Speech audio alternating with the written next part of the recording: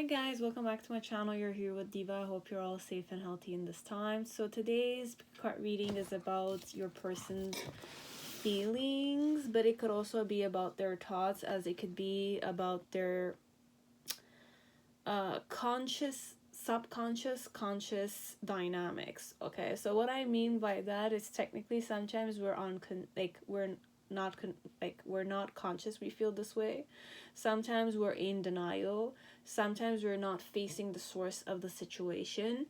And I'm gonna try to give you the most the truth in the most simplest way that you can perhaps understand it. But my point here is to channel it or create it or give you the truth that you need to see.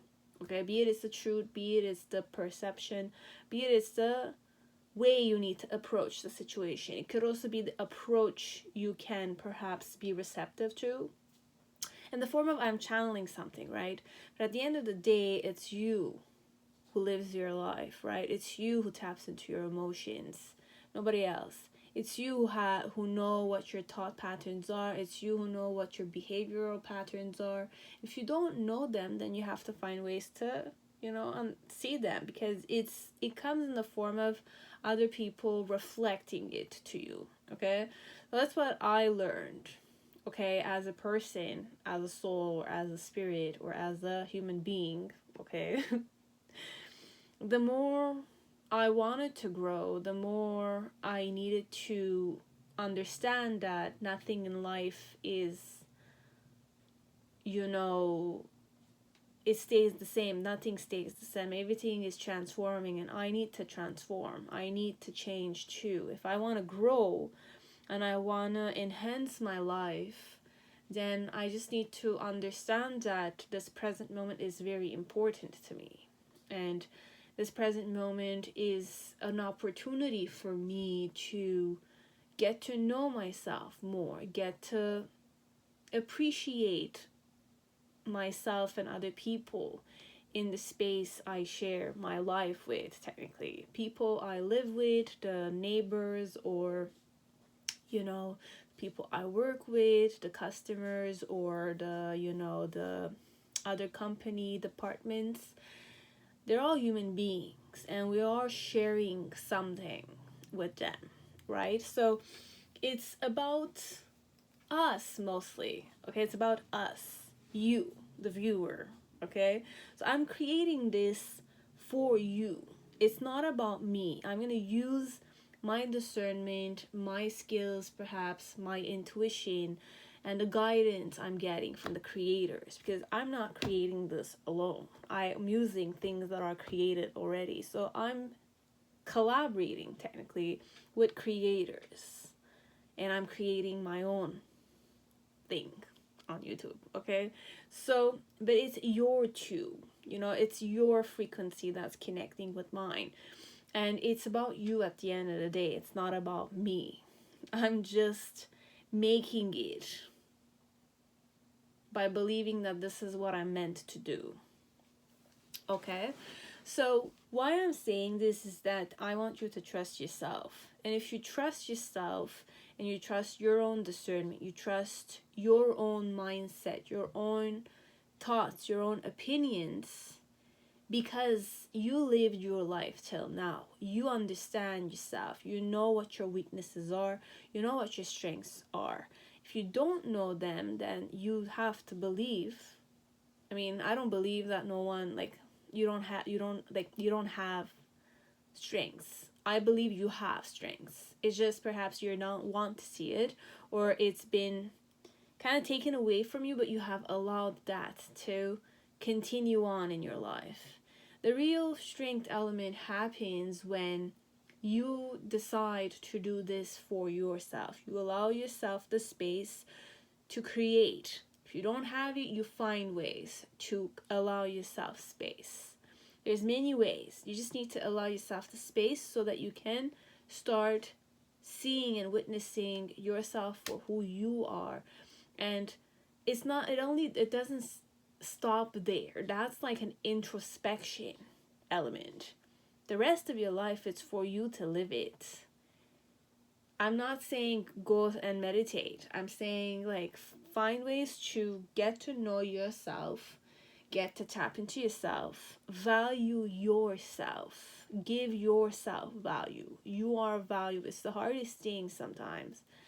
Honestly, it's really hard for a person who grew up in an environment that, you know, was conditioned to believe they're not important enough. They're low class. You know, like they're always supposed to stay like the janitor's daughter or the taxi driver's daughter or son. You know, it's more like if you wake up to a lot of stuff, you realize to what point you're conditioned. Why were you conditioned? So that you can stay under my control or our control. The more you doubt yourself, the more you're not, you know, conscious of yourself, you don't see value in yourself, the more I can control you. It's easy for me to control you. It's easy for me to create trends, icons, fashion, put it online and make everyone believe that they have to be skinny. Now it's changing, obviously, because we're changing. It's a new era right now. We're all diversity because money is linked with diversity. At the end of the day, it's not about the money. It's about the creation element. It's about being equals, which we are. We are equals, but then again, we each have our own limitations, strengths, and weaknesses, right? So technically, we're going to keep this very short because I don't want to talk a lot. This video, starting from today perhaps, and going on forward, it's meant for those who need to see stuff, okay, that they're not able to grasp, they're not, you know, they didn't go through certain lessons, not yet, or they are, it's just that they don't have like that aha moment, that clicking element, that keyword, that linking element. They didn't link it yet, okay? It could be that you're gonna link it, or from the way I'm gonna channel this, you will need to listen and be, well, no, I'm not gonna say you're gonna need to. You will listen if you are drawn to it. You will listen if you need to hear it, consciously or subconsciously, okay? So this video, which has only 4 piles, which I was guided to go with only 4 piles because 4 is a very stable number for me. Stable and, you know, foundations are connected with number 4. Okay, it's founded number for me. It's founding number, okay? And it's a strong number, honestly. It can support me, I feel like. In this time, perhaps I should start with 4 piles all the time. So number 4 is important, okay? Today, for me or for you guys out there, so stability is important. Staying centered is important. Because if you look at the compass, you know, it's a line and it's a cross. So it's a cross and there's a center in it. Okay? I'm going with the compass element. Okay? So we're going with a wheel element because the 4, if they turn, it's going to become a circle. So there's a possibility connected to it. Now, I'm going to stop talking about number 4, but you got the idea here. Okay? So it's more to found you within yourself. Okay, it's a centering element. I will keep my center when I'm gonna read for you, and hopefully it will be helpful for you guys. Okay, so if you did find this helpful, you can comment down. Didn't find this, you did find this helpful. Okay, if you comment down below, you did find this very helpful. Okay. It's for those who need it, obviously, but then again, how many people will watch it? It will resonate with them, with you, because you're the viewer. My creation here is not about me, it's about you. Could be about me, Then again, if we are same frequency, you are on my channel, there's a reason why your frequency is with me. Okay, be it we have similar values, be it we have similar thought patterns, or something about my channel connects with you. I'm able to connect with you, but you're able to connect to yourself with me.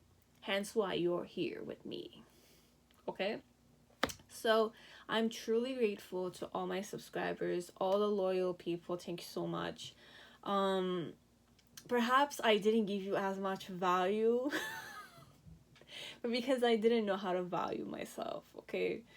A lot changed in the last few days for me.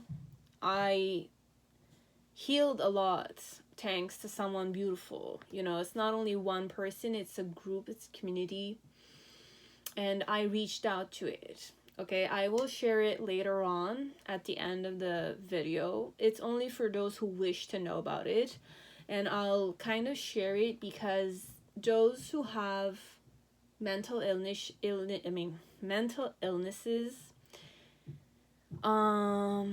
or that are meditative like me but had little blockages connected to it because of certain XYZ reasons. We all go through it. I'll share it at the end, okay? But for those who are depressed and you found my channel, please listen at the end, okay? If you find yourself depressed, please listen at the end. I will share it because it's something I experienced and I believe it has immense benefit, okay? It's pretty expensive, but then again, I'm worth it. Okay, so I'm seeing it in the form of it was expensive for me, but then again, I'm worth that. I am I'm priceless, okay? Like you are. I'm priceless, but like you are. You are priceless like me, okay? And if you value yourself, or you're waking up to the fact that you wish to value yourself more and you're facing certain mental blockages, or this is not only about mental health though, this is way more intenser than mental health, okay? We're going with mental health as a keywords, okay? But it's not mental only, it's energetic healing. Okay, it's like going for the thing but differently. So I'll share this at the end because I want you guys to go at the end if you're drawn to it. Okay, only for those who are suffering from something and they're eager to value themselves, to go on a specific type of journey. I already wrote all the descriptions. Like I gave you all the Satya Speaks, Rishabh Sharma, you know, like the Sitar for mental health. This is about Sitar for mental health because I made that happen. I made that happen in my life. And it's about that technically at the end. So if you want to watch it, you can go at the end. I'm going to kind of like share my experience regarding it. And I would highly recommend it to those people. Sooner or later you'll understand, but I'm not gonna kind of like promote because it's promoting it is, but I'm not gaining anything out of it. I'm gaining more love for myself, okay, by doing this because this is something I love and I believe I can love, and I'm grateful for the love I received. It's truly beautiful. And I'll explain it, but this is my discernment, guys. You might not experience it the same way I did. For sure. You're not me, okay? And I'm not you. But it's something to think about. It's really powerful, guys. It's truly powerful. If you're very receptive to it, it's truly powerful. And it gives you a certain liberation because it's love. Love is meant to liberate, okay? It's not meant to bond. And I'll share it at the end, okay? I don't want to talk about it because it's the space I want to talk about it, but I'm going to be patient with it. I'm going to wait for it, okay, till the end. And I'll share it with you guys anyways. If you want to watch it, you watch it at the end. Okay? But for now, you just need to choose a pile. Okay? I'll give you the creator's name. Okay? And based on the creator's name, if you're drawn to it, you like their name. Last name, first name, the way I pronounced it, you go with that. Okay, so the first one, it's Renata Lechner. Option 1 is Renata Lechner. Option 2 is Matt Hughes. Hughes or Hughes? Hughes. I'll say Matt Hughes. Okay, apologize if I'm pronouncing it bad, but this is how it's meant to be. Option 3, it's Grace Duong. And option 4 is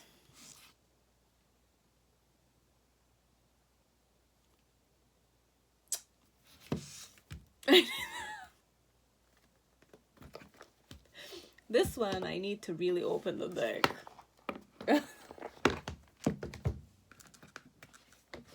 Not important, actually. The name of the person is not important, but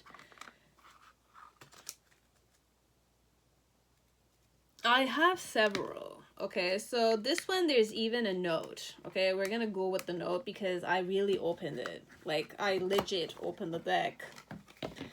For those who need to hear the names. Okay, we have several names, but I also have a message.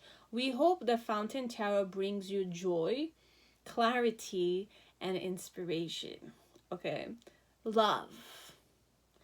Jonathan Says, the creator.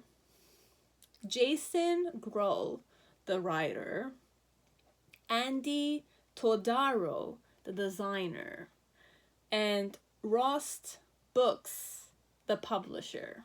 Okay, this is 100% recognized people. Because they are hoping that the Fountain Tarot will bring you joy, clarity, and inspiration. I love them. And I also have the Lovers card here, okay?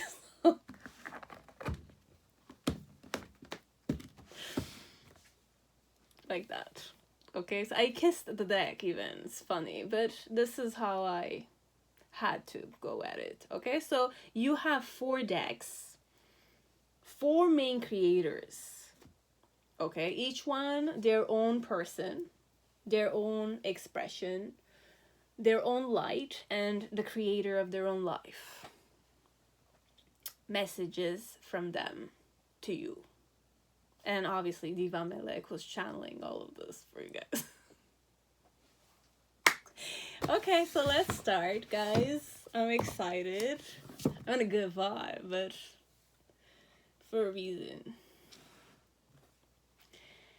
So, whoever chose Renata Lechner, welcome to your reading. I hope you're all safe and healthy in this time. I don't know why I want to say I love you all. I don't know if I know you guys as I truly love you guys. Because there's something sexy about you guys, okay? I'm gonna go with sexy because Millennium Thoth has always been a sexy Millennium Thoth for me. But it has been more than that, you know? Like, I connect with Kabbalah, Jewish people, perhaps, as it doesn't need to be Jewish, okay? It doesn't need to be Jews, as it does need to be Jewish. But somehow, it reminds me of Kabbalah, okay? And Kabbalah is like the religion of Jews. That's how I connected with it. But obviously, I know you guys have other religions too. And this doesn't need to be only Jews. I also connected with Black people somehow. I know they're not, I mean, we're all human. That's how we connect, right? But black people also have that sexy vibe, okay? Like that centered, sexy, community-oriented religion, that kind of wisdom. But it's mostly Ethiopian, from Africa. But Africa is not only black people, it's Africans, right? Like we have different cultures, and Africa in the form of the continent. But Jews, I don't know where. Well, Jew, I believe it's the creator also. She's Jewish. Should be. If it's not it, then I have my doubts. I'm gonna apologize, but it's not about it. It's about the sex appeal, the confidence, the charisma that comes with it. And there's a certain wisdom. There is wisdom in this pile. So you guys have more wisdom, or you grew up in a family that has certain wisdom. Okay? And there is wealth connected to this deck. There is wealth that comes with spiritual knowledge or the wisdom, the spiritual wisdom kind of thing. Okay, so I will not flatter you guys. I'm just saying what it is. Okay, but how I connect with it, like that. Okay, I don't want to flatter you guys though. That's the funny thing. I'm not gonna flatter you guys, but I like you guys. Because I admire certain skills that you guys have. Be it it's a behavior, you know, be it it's charm. You have either charm, you have charisma, you have like an internal fire that burns kind of thing. So there could be like a connection with sacredness, or you feel sacred, or you do value sacredness. You know, like you have more wisdom than other people. We're gonna go with that. But different. Everyone's different. Okay?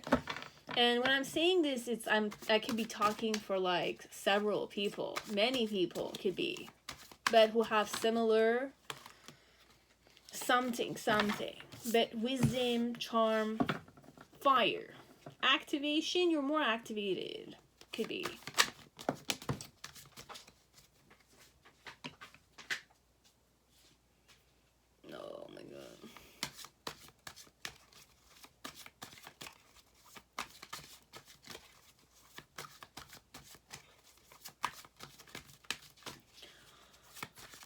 Bear with me, I dropped the card.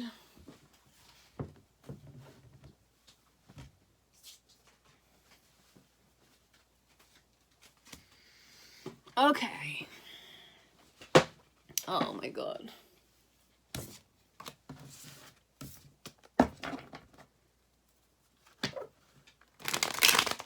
How does this woman or this man feel towards you? I will read this two ways, perhaps. Okay, I will read this two ways. Be it I'm the girl as I'm the guy. Okay? If it's same sex, there's gonna be, you're gonna know who I'm talking about in the form of a woman, and you're gonna know who I'm talking about in the form of a man.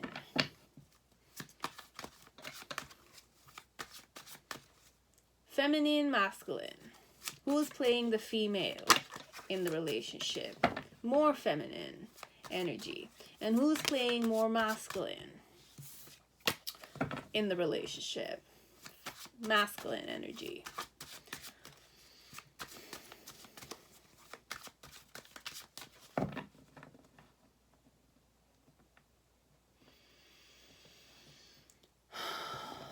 Okay. I'm going to take upright cards. So that's the main situation. You have art. Okay.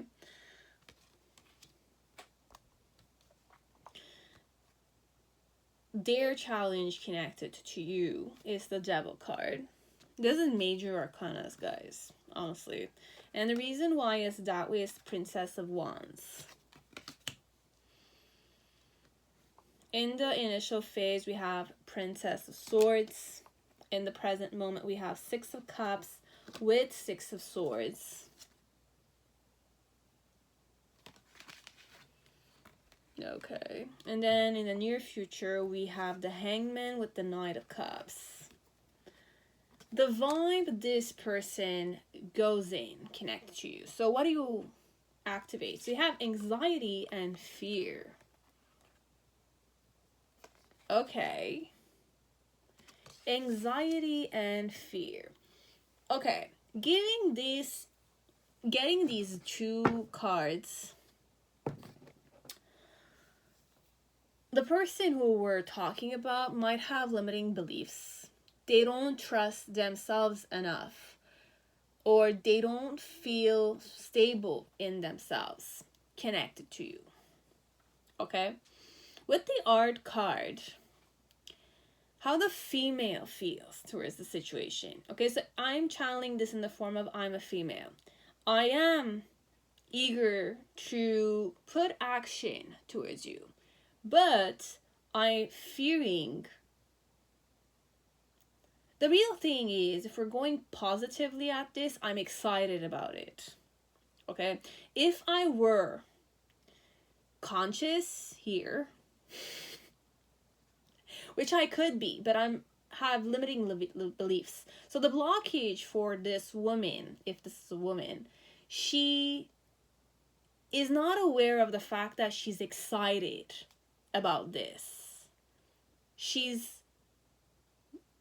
misunderstanding this excitement by focusing more on the negativity instead of the positivity. So she's not really manifesting this. She's not manifesting it because she knows her limitations and she's stuck in them. So she doesn't feel secure enough in herself to discard negative thoughts and focus on more positive thoughts. So what's her blockage here is to, desire you enough to wish to bond with you. Okay?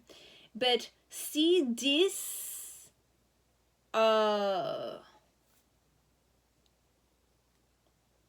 action as something she's excited about, instead of doubting and getting things that are like, because the blockage here, if I'm going more mental or negative, with the devil card, it's more control. I want to control.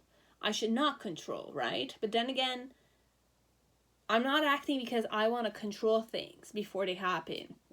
But they're not happening because I'm controlling things. And the control thing here is I'm afraid of putting that one step because I don't know how things are going to work out. So I'm not comfortable with the unknown element. I also might not be comfortable getting rejected, accepting rejection, and, walking that door. Because fear, there shouldn't be fear because this is a space. You can just enter. Okay? Fear is the blockage of a new possibility. Okay? I could be excited in figuring out what's behind this, this threshold. But I'm anxious about it. Why I'm anxious? Because I don't trust myself. I don't feel strong in myself to actually say, let's go. Let's walk this, past this door. It could also be a form of anxiety. But when I have anxiety, I'm saying anxiety, but intuition, I want to say connected to intuition. Because anxiety could be connected with intuition. But then again, I don't like it when I say that, because if I'm the calmest I can be, I will be able to tap into my intuition properly. So if I can calm my nervous system somehow, I can follow my intuition, but you need to calm down your nervous system. But it's the other way around, obviously, because you need to survive, right? If you kind of there's something like a lion that pops out from this threshold, then obviously I need to kind of allow my nervous system to pump it, survival mode. I need to survive the situation. But if I really want to discern and see my possibilities, I definitely need to calm myself down.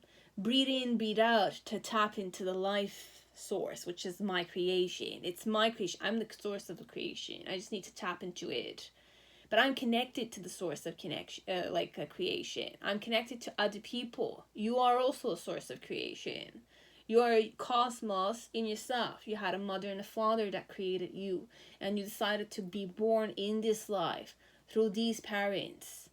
Okay, there's a karmic, what do you call it, source connected to it 100%.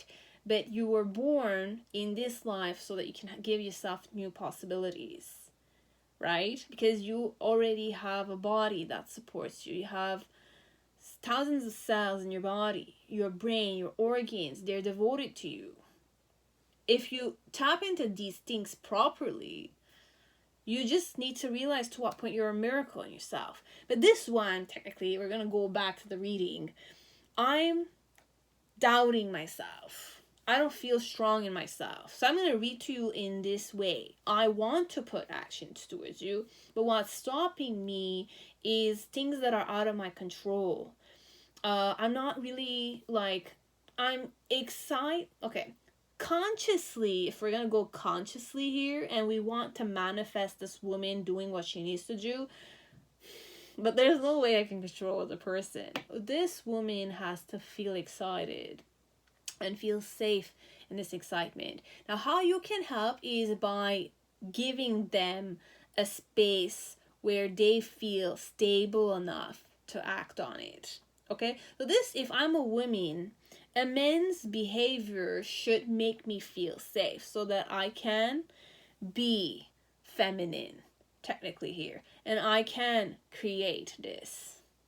Okay? So this one, in some way, we're gonna go more truthful. If this is a woman, how she's feeling towards you, creative. She has creative ideas in her mind. Okay? She has a lot of imagination. And she has a lot of, I don't want to say baggage, but expression.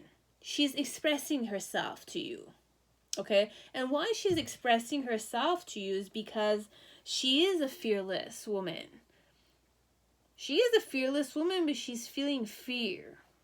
Could it be that you're fearing me? I could be reading this the other way. If you're a man, perhaps, I'm feeling like you're fearing me.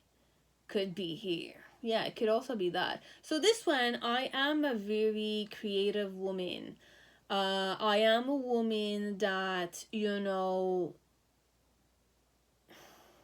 is more balanced. We're going to go this way. Okay, I'm more balanced, but the fear and anxiety, it's be it about me or connected with you, what's happening in this relationship. Because, you and me can influence each other. Okay, now, why we meet each other is perhaps because I need to kind of work through my fears connected to you. So this one, it could also be that I am a strong woman in myself. I am a more balanced and centered woman. But connected to, perhaps, I have certain things I need to overcome within myself. Okay? I'm giving you several point of views. You'll know which one it is, as it could be all combined because it has different levels to it. Okay? It could be mental. It could be an internal thing. It could be karmic stuff. And I just need to overcome myself as a woman connected to you, as in some way could be your influence with me. Your energy combined with me. Because I could be a person, good energy. You could be a person, good energy in yourself, but combined together, we are not feeling stable together. Could be. Or I'm not feeling centered, this one. Or I'm centered, but I don't have a good feeling about you. It could be many things, guys, this one. And I'm contradicting myself, but there might be some stuff here you need just to reflect on. Okay, if you don't need to, you just discard it. Okay? So, the art. I'm creative as a woman. How I'm feeling, I want to create something with you. So you do ignite me somehow that I wish to create with you. Okay? And why I'm like this is because it's either I'm a fire sign. I'm a more fiery type of woman. It could be I'm a fire sign or my solar plexus is activated here.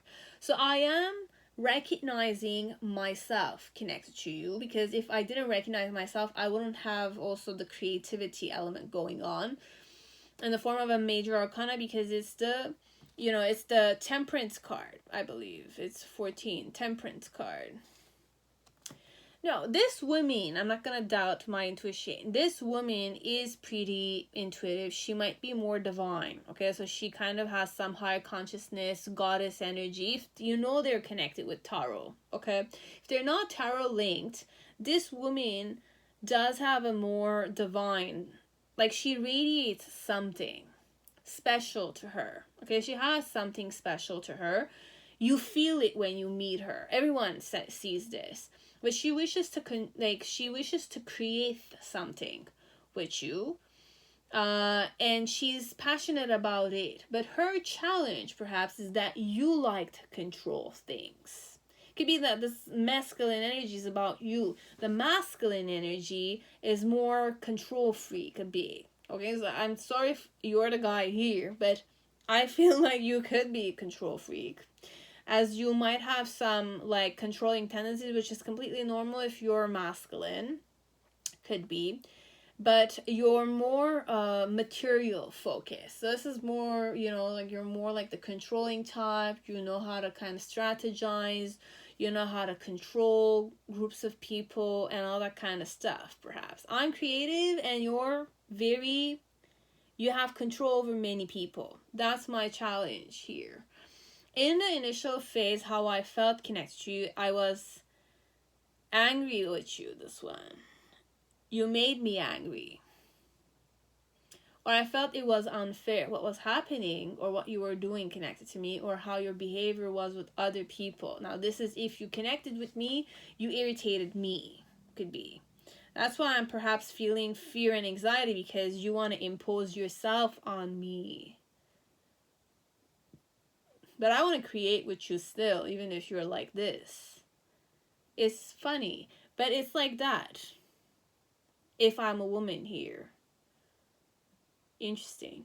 In the middle section, but you irritated me. I got angry with you and I came down on you somehow. I spoke a truth and you felt degraded connected to it. Could be this one. As in the form of you're trying to trigger me. You're trying to make me confused, doubt myself.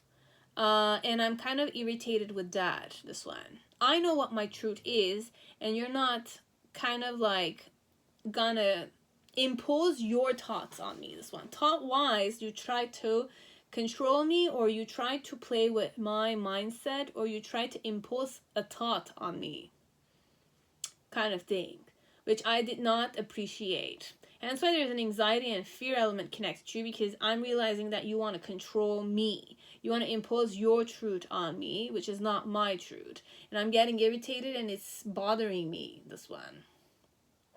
In the middle section, there's a 6 of Cups and the 6 of Swords. Now, sword-wise, the 6, there is certain things that you and I are able to agree on, okay, mentally. And this is helping us understand each other emotionally, as it could be in the form of you and I are able to communicate. Able to communicate, perhaps, and the communication element is creating friendship between you and me. Okay? So it is getting better in the middle section. So right now, there is good collaboration. Okay? And I'm able to focus. Be it in the form, no, this one, there's intuition here. And there's focus in the intuition. And the 6 of Cups. How I'm feeling connected to you. If I'm a woman, how am I feeling connected to you?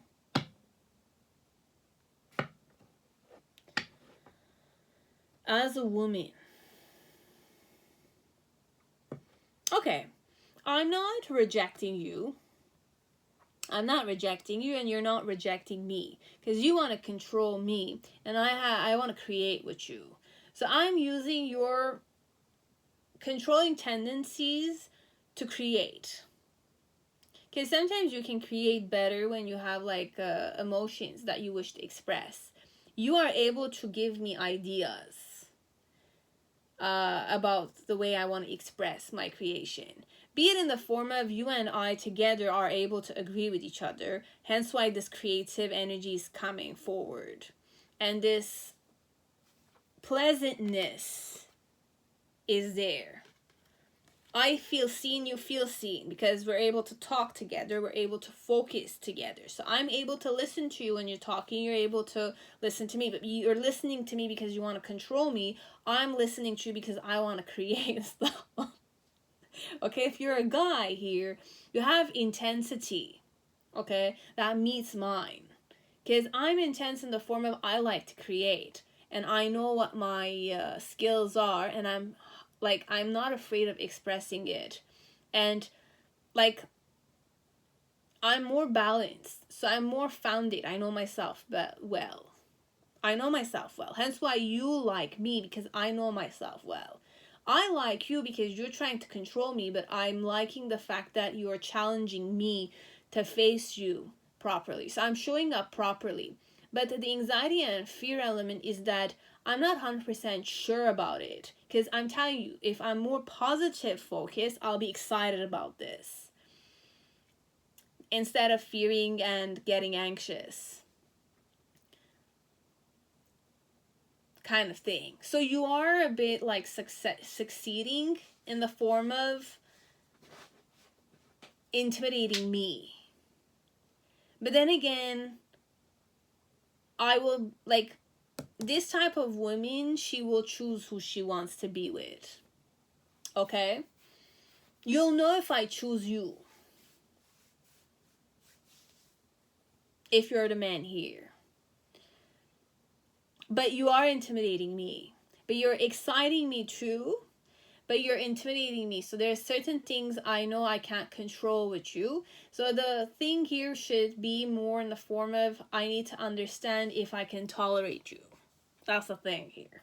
And then in the near future, we have Knight of Cups and the Hanged Man. How I'm feeling connected to you. I'm feeling like you are not interested in me. You're interested in a woman who's more like a Cancer sign. Okay, so this one, if you know the horoscope sign of the other woman you're interested or you're in love with, she sees you being in love and pursuing this other woman who's a Cancer sign. Okay, and the Crab, so the Cancer sign. And with the Hanged Man, you are more stagnant connected to me. This is my perception of you. I want to create something with you. I'm getting anxious and I'm fearing something because perhaps it could also be in the form of I know you're entertaining another woman. I want to create with you. I'm passionate about you, could be, and I want to give you a try. But then again, when it comes to me, you're trying to control me. Okay? Trying to control me. Impose yourself on me could be this one. Or it could be in the form of what you feel only towards me is desire. It's not emotions.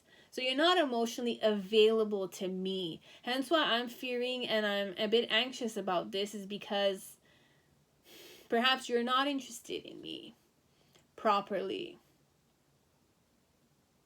Or I'm not feeling stable. You're not making me feel stable. Precious could also be the word here. Because if I'm a woman, let's say, and I have emotions towards you, and I don't value myself enough. Because if I valued myself enough, I will have to seek and face the reality the way it is. Now, based on what I'm seeing, the way she sees you and how you're behaving with her, is that you are more like connected with your control element. So you want to control people. You want to control me. But you're not making me feel safe. You're making me fear myself. Okay? So when you fear yourself, or you need to kind of like pretend that you're not something, or you need to fight for who you are, you're not the type of man who's going to make me blossom. So you don't have emotions towards me because you want to control me. You're not able to accept me for who I am, the way I'm showing up here. You are interested in someone else who's more emotional, perhaps, and you're emotionally available for that woman. So your emotions become more mushier connected to the other women.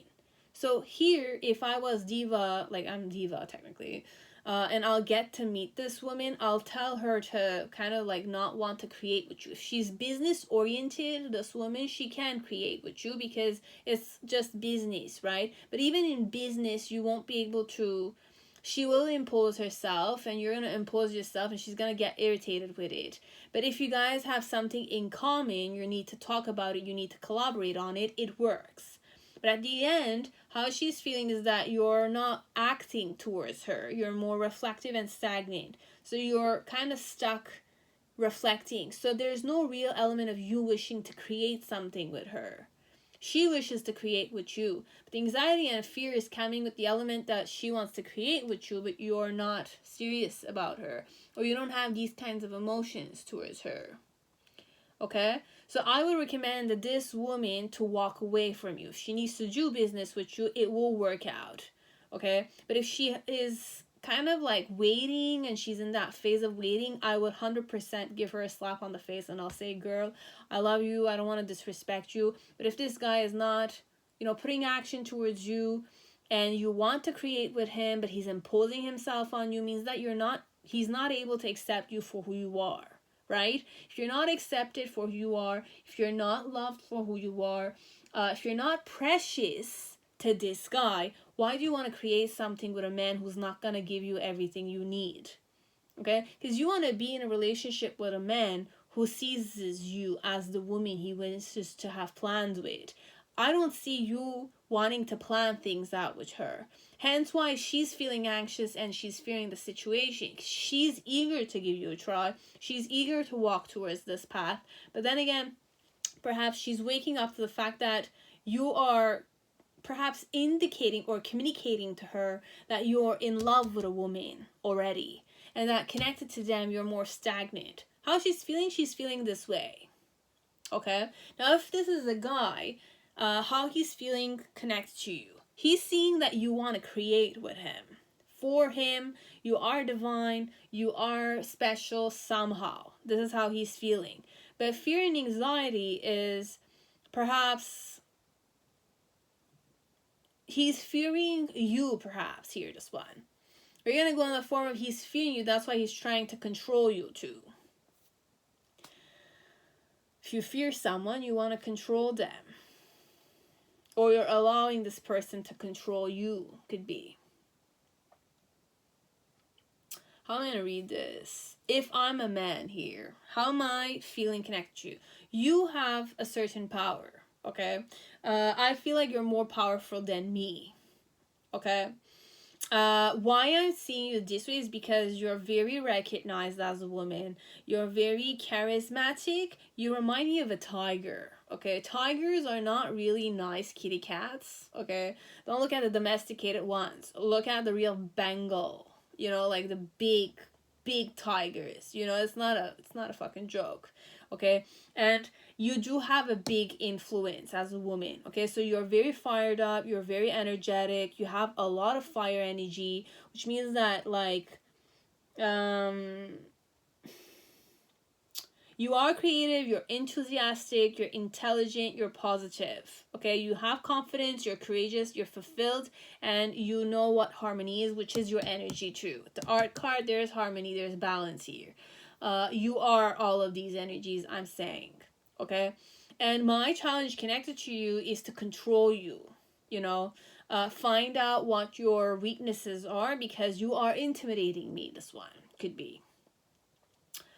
You are intimidating me, or your energy is intimidating me. So in the initial phase, how I saw you was that you were angry. This one is more, I observed you. It's not connected to me. I observed you going down on a man or another woman, and how you behaved with them when you had clouded judgment. So there's an element of clouded judgment I'm kind of seeing you in. So this also could be my projection. If I'm more anxious and I'm fearing you, is that I'm kind of like seeing you a specific way, which means that I'm giving you more power over me. Yeah, because when you're fearing someone or you're irritated with someone, there's something in yourself that's bothering you that you're kind of projecting on the person. This person is projecting something on you that's bothering him. He's not able to control himself. He's not able to be creative like you are. He's not able to be recognized like you are. So he's getting intimidated by these masculine energies, could be. But this is not masculine. This is just a person. Like, I mean, it varies. But here it's really feminine energy. So there is a, and tigers are divine feminine. So your divine feminine energy is very intense. That this man is being intimidated. He's not able to show up in the relationship because the frequencies are not working well. Okay? I'm channeling it in the form of this is a guy. Could be this is your energy. You'll know, guys. Okay? I'm not saying this to this motivate anyone. I'm just trying to be centered here and read to you in the form of why am I feeling this way and what's happening. Okay? Could be that there's something I'm not able to change within myself. It's the real word. I can't change. I'm not making the real changes in my life that I want to. And you're someone who's kind of like teaching me how to get over it. Because I want to control you, right? I want to believe that I can control the situation with you. I can match you energetically, could be, which I do. Or my challenge is to match you energetically. Because we have major arcana, which is the art, which is the woman here. As it's the, the divine masculine energy, which is showing up in the form of the devil. And the devil definitely is the phallic for me. Okay, it's sexual energies. But when I'm saying phallic, it's more like your energy and your consciousness is only focused down there, though. You're not able to bring it high. Or it's the other way around. I don't know about it yet. Because I need to discern, guys. Like, the more I read tarot, the more I'm learning, okay? So there are certain ways I tap into it, but the devil card could be pan, too. Pan is, lust, and lust comes when you're turned on, right? There are things that work out. And turn on energy is sexual energy, and sexual energy is creative energy. So it could also be in the form of this man needs to work things out, technically. But as a woman, how I'm seeing you, like this, okay? But how I'm feeling connected to you, this is more discerning, okay? It could be discerning as it could be I saw you behave a specific way with another person. How you went down on someone, or how you acted when you were really like angry, or you were doubting a situation, or there was doubt in the situation, and how you were behaving connected to it. Okay? This could be something I liked as I might not have. But in the present moment, how I'm feeling connected to you. I'm able to focus on you. So for the time being, if I'm a man, I am talking with you and I'm focusing on you. And there is some kind of emotion that is stirred inside of me. Like that. And I do find you, like, I do have friendship with you. So we both have friendship together. Okay, so we're able to communicate, we're able to talk with each other, that kind of stuff. But I don't know where the relationship is going, kind of thing. Okay, so the fear and anxiety could be in the form of there is fear, there is anxiety, or there's a threshold we're not kind of like stepping into on my end or on your end. And in the near future with the Knight of Cups. Now, this energy, is it towards the woman? No, it's not towards the woman.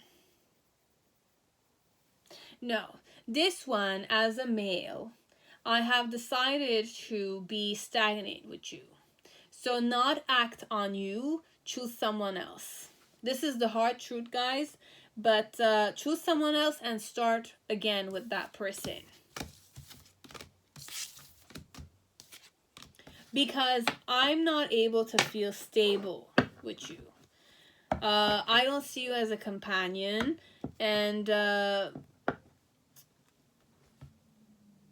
like, I don't want to give up on the relationship, though. Like, it's partnership could be the... Give me one last card. And the right card. Yeah, I don't want to invest in you, unfortunately. And it's the truth, it's not being spoken, but it's actions speak louder than words. Okay? If you're a woman here, if he wasn't able to, you feel it in your gut. Okay? Do you feel precious with them? Do you feel their undivided, devoted attention on you? Do you feel that way? Or when you're somewhere else, there's always distractions. They're not really looking at you. They're not focused on you. They're not looking at you like you're the most important woman there. You have good qualities. You're an amazing woman. Okay, you're powerful. You have a lot of divine feminine energies. You're intimidating. You're full of charisma. You're sexy and all, but this one can't vibe with you. If you're a man, you know it too. You're not serious about this one, unfortunately. Like, it's not in the form of serious. It's you don't want to invest in them. You made your decision already. What is advice I need to read here? The Philosopher's Stone. 152.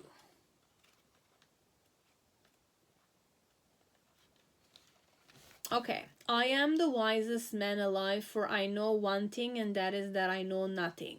Socratic paradox. This card is here to help you appreciate the wisdom that exists in knowing nothing, and yet, much like the Fool card of the Major Arcana, you have access to all information. Soften into this present moment, and from this space you will find the silence to unlock your intuitive gifts. Here is the path to get you there. The Philosopher's Stone is a concept and material that is used to alchemize various forms of matter and mind into higher vibrational tools.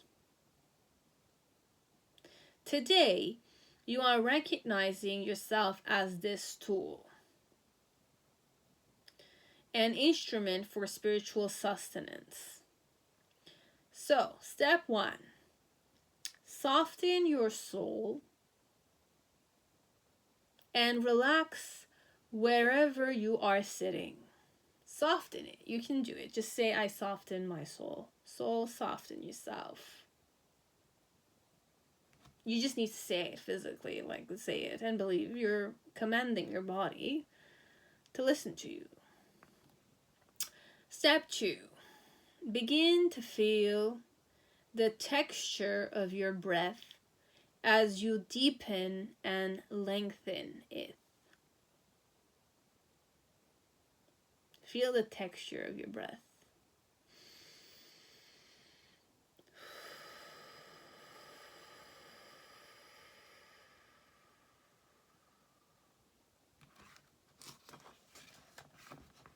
Notice that there is energy that comes into your body while you do this. Step 3. Exhale fully and slowly breathe in the energy of the ground. Feel your body become heavy. Deeply listen to your surroundings and let each sound and sensation take you within yourself. Rest in the silence.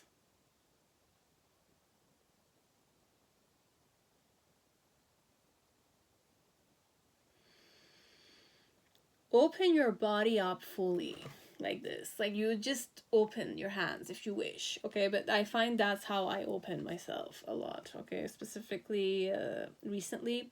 And practice paying attention to different vibrations in your environment.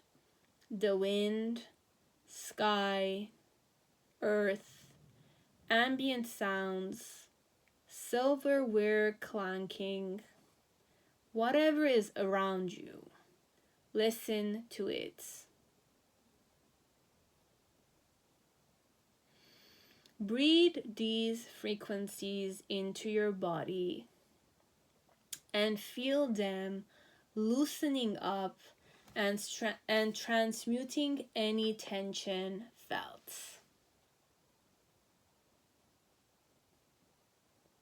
Breathe these frequencies into your body and feel them loosening up, transmuting any tension felt. Soften and let go fully.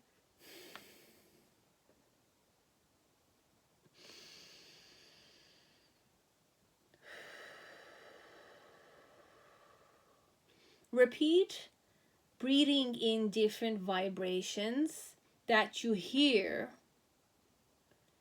to alchemize your emotions, and then allow your imagination to run freely.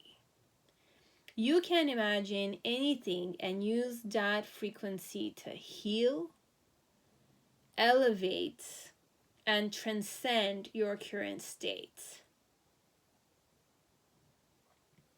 This is a powerful practice that has the potential to unite you with all things.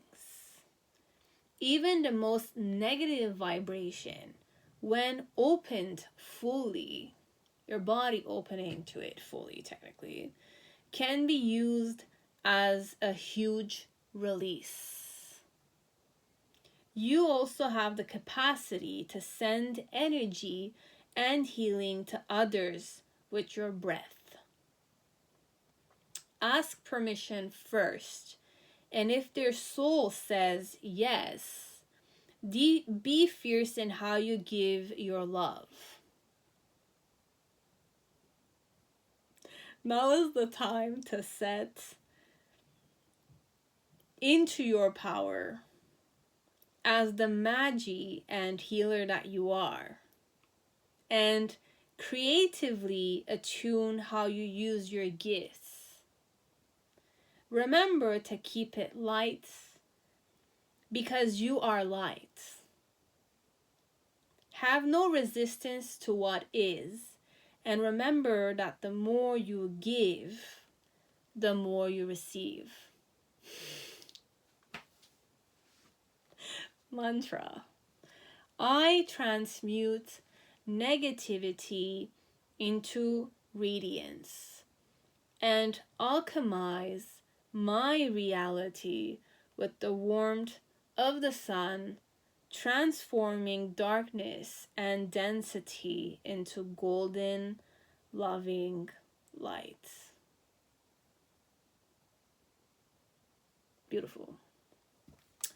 So, this one is more to wake you up to opening yourself up to life around you, could be, so that you can transmute it into healing energy.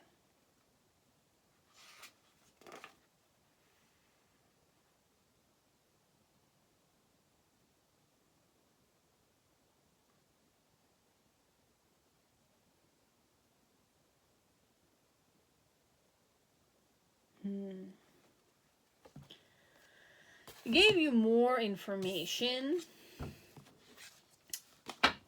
and I'll just have faith in the creator, whoever created this modern Nirvana oracle. Okay, I don't know everything. I'm just going with the the booklet, and I'm having faith that this is what's meant to be shared. Okay, so if it resonated with you, you take it. If it didn't resonate with you, didn't like the practice or the approach of it, you will decide on it yourself. Okay, thank you very much for watching me, guys. Thank you very much for giving me the time, or supporting me, or liking what I do, or liking me for who I am, loving me for who I am even. Thank you so much.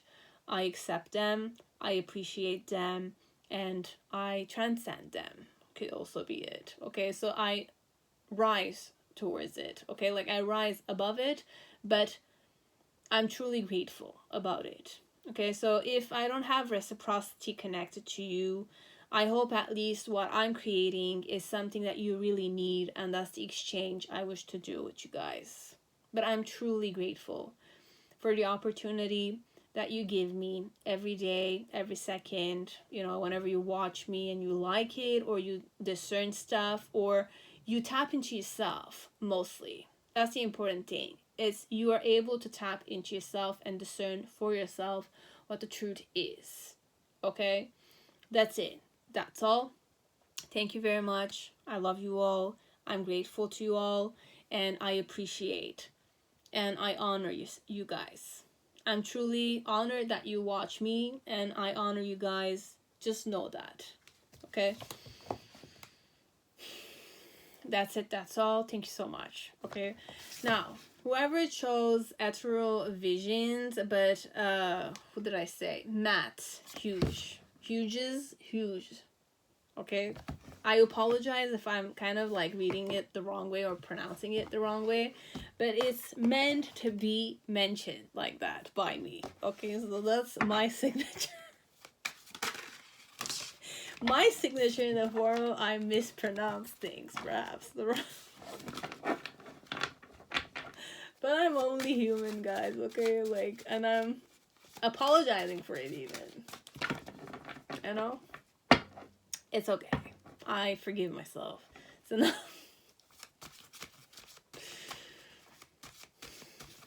so guys, what do you need to hear? We're gonna take upright cards, all of them.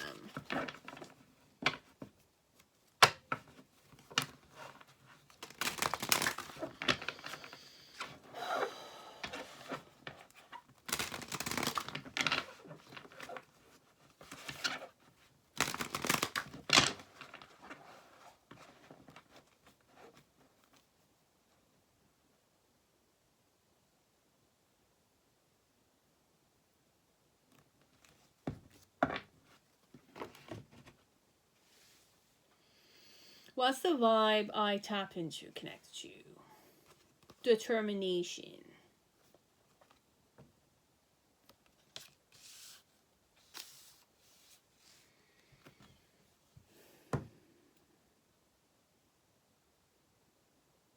I'll start with an advice in this pile.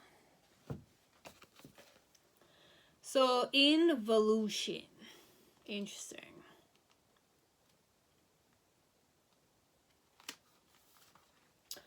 The mind acts like an enemy for those who do not control it. Bhagavad Gita.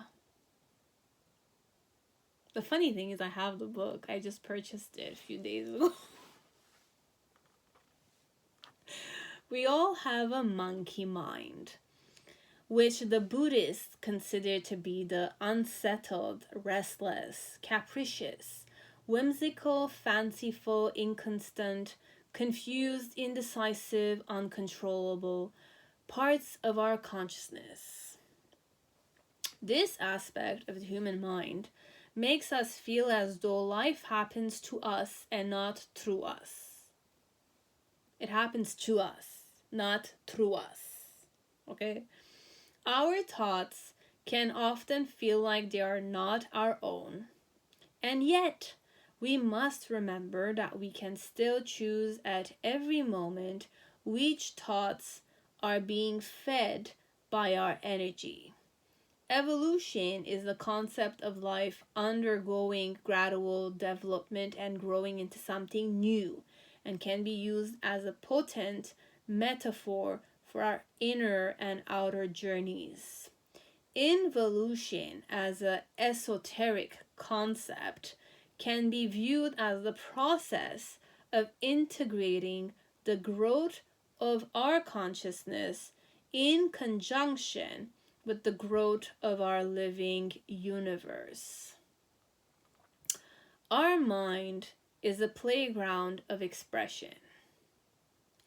Awareness travels through this playground and believes anything you tell it.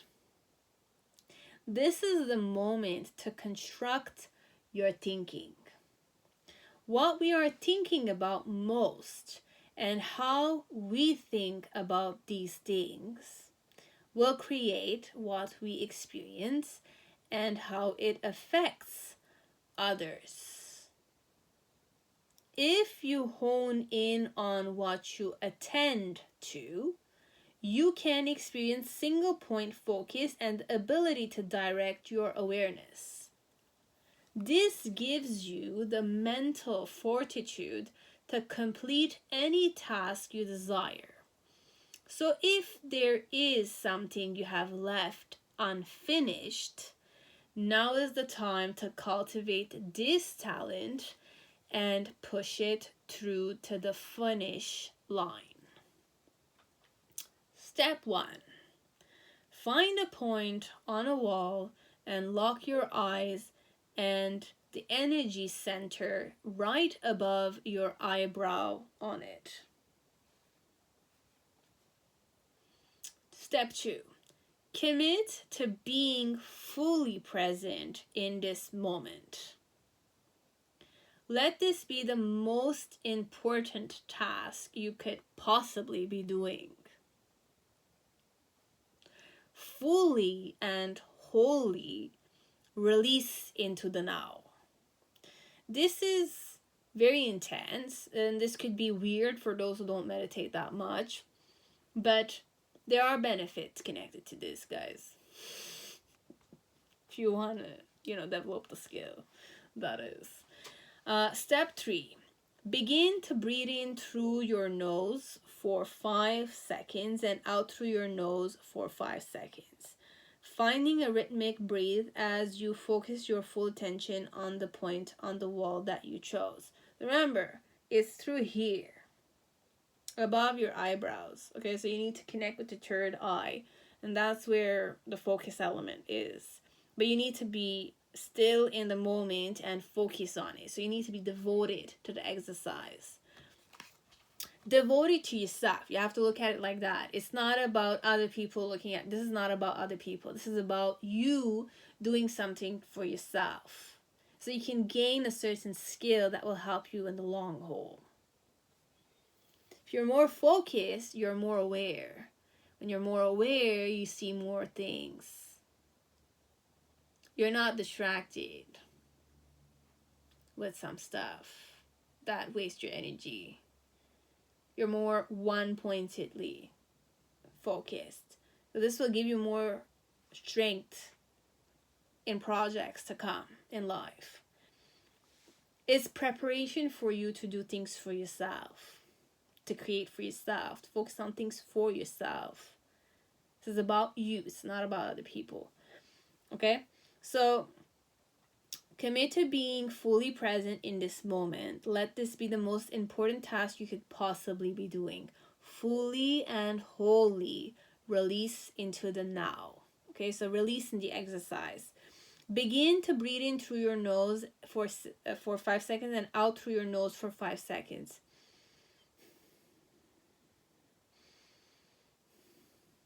This kind of exercise. Finding a rhythmic breathe as you focus your full attention on the point, on the wall that you chose. Step 4. As you breathe in, imagine that you can breathe across the room and completely take in the area you are staring at. But it's more the breathe that's across the room. And completely take in the area you are staring at. So the area you're staring at, you have to take it in. Okay? This is more imagination work. Then, step 5. Exhale and send this breath and energy out of you and back to this point that you chose. Continuing to breathe 5 seconds in and 5 seconds out. So you need to continue this breathing. So you focus on the wall. You're breathing in 5 seconds, but you're devoted to this exercise. That's the important thing. You have to be devoted and to remember to connect this area to that thing. So you're connected eye-wise, but third eye-wise to that point.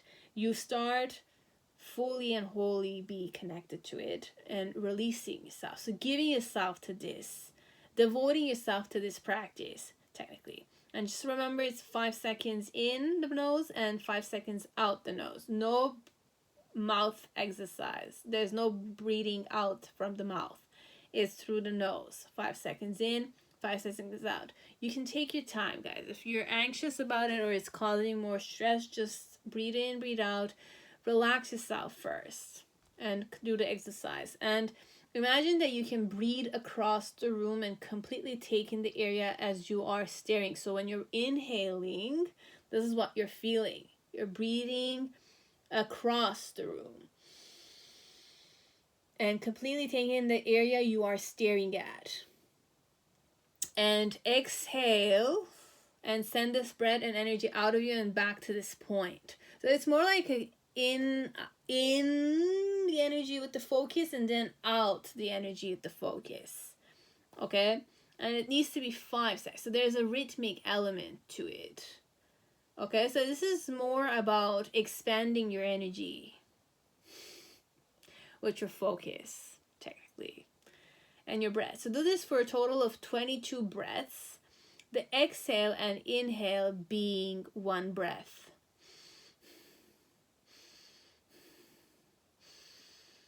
Okay, this is more like, okay, connected to that dot. So you're inhaling the whole room to this area when you're breathing in. And you're exhaling to that point when you're, it's attract, release. Attract, release. And staying focused, connect to it for 22 breaths. So this, so 1 in and out is 1 breath. So that I did 2 in this one. But you need to focus and do that. So you have completed the purification of your mind. So this helps you purify your mind and have taken back your ability to direct your focus and choose what you wish to bring energy to. Remember, monkey mind is a lot of distraction. And monkey mind is also the aspect of you that feels as though life happens to you or not. Or it happens through you. But this is us, technically. They're using us because we, the whole body and spirit and heart and all, we want life to happen through us, not to us.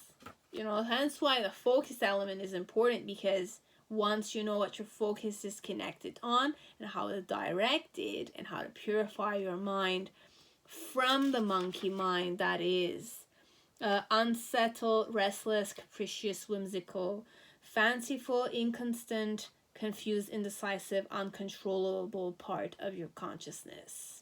Our consciousness, technically. So this is a very powerful exercise, guys. It's worth the investment. If you don't want to be distracted anymore and you want to organize your life properly by focusing on the right things. Because life happens through the mindset, Because what we are thinking about most and how we think about these things will create what we experience and how it affects others. Okay, so if you hone in on what you attend to, you can experience single point focus and the ability to direct your awareness. This gives you the mental fortitude to complete any task you desire. So if there is something you have left unfinished, now is the time to cultivate this talent and push it through to the finish line. Okay, congratulations if you wish to invest in something properly. You have a tool that you can use. Honestly, it's not a joke, guys. This is real serious. This is a blessing, guys. Okay, like when I'm reading these things, these are true blessings. For me, at least, they are.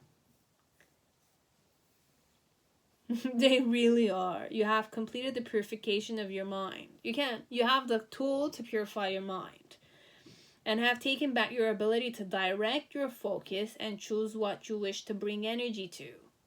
Whatever you want, you just need to give energy to it so it can flourish The energy element you're putting is the focus you're putting, the devotion you're putting into the things you wish to create. Anything in life is like this. So take this heightened awareness and apply this breathing pattern to anything that you do, and you will have the energy, concentration, and flow to be able to achieve whatever you desire. This is a blessing, okay? This is a blessing. If you invest in it, I mean, you're worth it. That's why you are getting this here. You're worthy of the knowledge. That's why it's given to you like this. Honestly, everything happens for a reason. Mantra. I breathe in focus and release stagnation. I commit to using my awareness to play an active role in my life's creation. It's amazing, guys.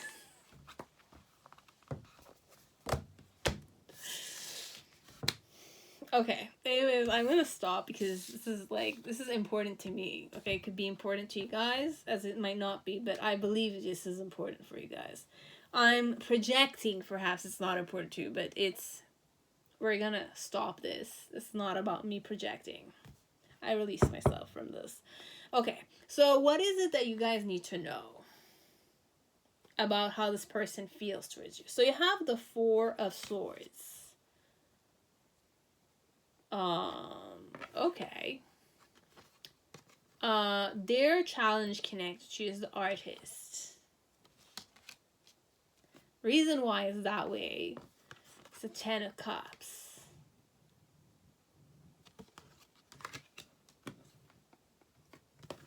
In the initial phase, you have the King of Swords. In the present moment, you have the King of Cups.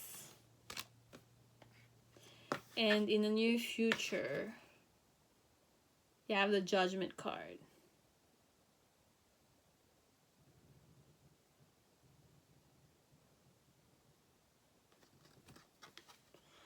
Well, I'm liberating myself from this situation at the end. I'm determined at liberating, or I'm determined at enlightening myself, this one. Whatever this is.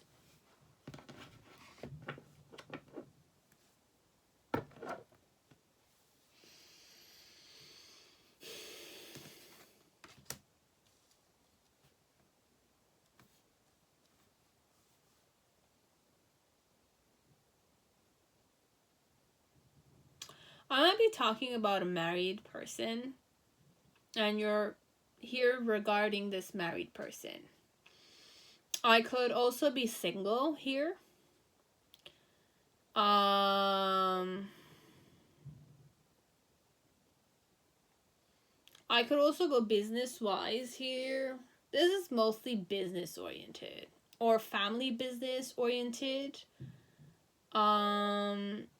Be it you have a family business, or I have a family business, or I'm working in your family business, or it's not a family business, it's a business, and I'm dealing with two married figures. So how am I feeling connected to this situation? Now, this situation could have three people. Me, who you're watching this for, you and another person. And we're three people who are, focusing on something together. Be it we have a project, be it we have success in mind, we have fortune in mind, kind of thing. Okay, this one, we might travel for work, we might need to travel for work, but here, how I'm feeling, I'm definitely more like a masculine figure here, more male, not female. I could go female wise, but the female dynamic, it's more, I channel like a dating app kind of thing. But the more recurring energy is masculine energy. So I'm feeling like I'm more male. How am I feeling connected to the situation? I'm feeling like I need to guard myself here. I need to protect myself, okay? And I'm like motivated in doing that. Okay, so I am feeling threatened a bit. I'm gonna be honest with you, but I'm determined at facing this, protecting myself, kind of thing. So there's a determination, but there is a armor technically. So be it I'm ready to fight for it, but this is more like sacrifice for it. As I've sacrificed a lot in this situation. So how am I feeling? Like I sacrificed a lot in this situation. I sacrificed a lot in this situation. No, this one it's more perhaps I feel like I was the sacrifice lamb for this business kind of thing. So how I'm feeling, I'm determined in protecting myself, protecting my skills, not be like your what do you call it, like the pushover, like it's not a pushover, it's more like, you know, when you sacrifice a lot for some people, you get paid, right? But then again, you ended up doing way more than you should have, or you ended up being the slave and not getting the proper recognition for something. It's like that. That's how I'm feeling. Why I'm feeling that way is because I'm a married man, okay? I have a wife, I have family, so I need to provide for my family, this one. And if you're not able to, you know, provide, like, because, you know, when you have a family, it's different mindset completely, because you have mouth to feed, right? So if you're being a sacrifice, you're kind of like sacrificing yourself, you're also sacrificing your family. But if this man values his family, he doesn't want his family to, you know, pay for your gain. This one. So there is an element of I'm determined on the aspect of you compensate me somehow. This one. You compensate me properly. How they're feeling.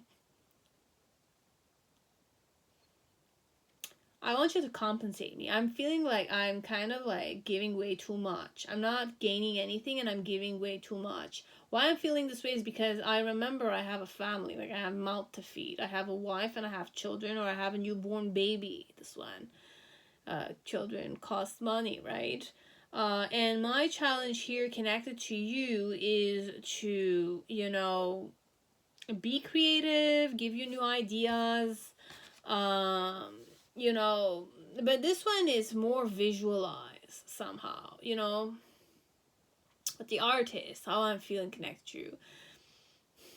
Get more ideas, but visualize my future the way I want to live it. This one, it's about me. It's not about you. You here is making me feel like I'm kind of like not getting the proper equal give and take here. So if you're my boss, you need to see me equally.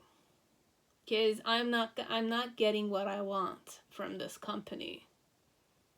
I'm feeling like I'm a slave here, you know? I'm gonna die for you guys so that you won't give me value and you won't give value to my family. There's an issue there. You need to share your abundance to have loyal people, you know? I feel like I was too loyal to you guys. That's what I'm determined on. I don't want to be loyal. I don't want to give too much. Because I gave too much and I don't have any left for my family. So if I'm a man, there's an integrity element there. That's not properly kept. You're not keeping my integrity properly. You're not being respectful and integrated. Like, you don't value me enough. You're not compensating me well. You're not giving me a raise. You're not promoting my hard work. You're not recognizing what I gave you in the past.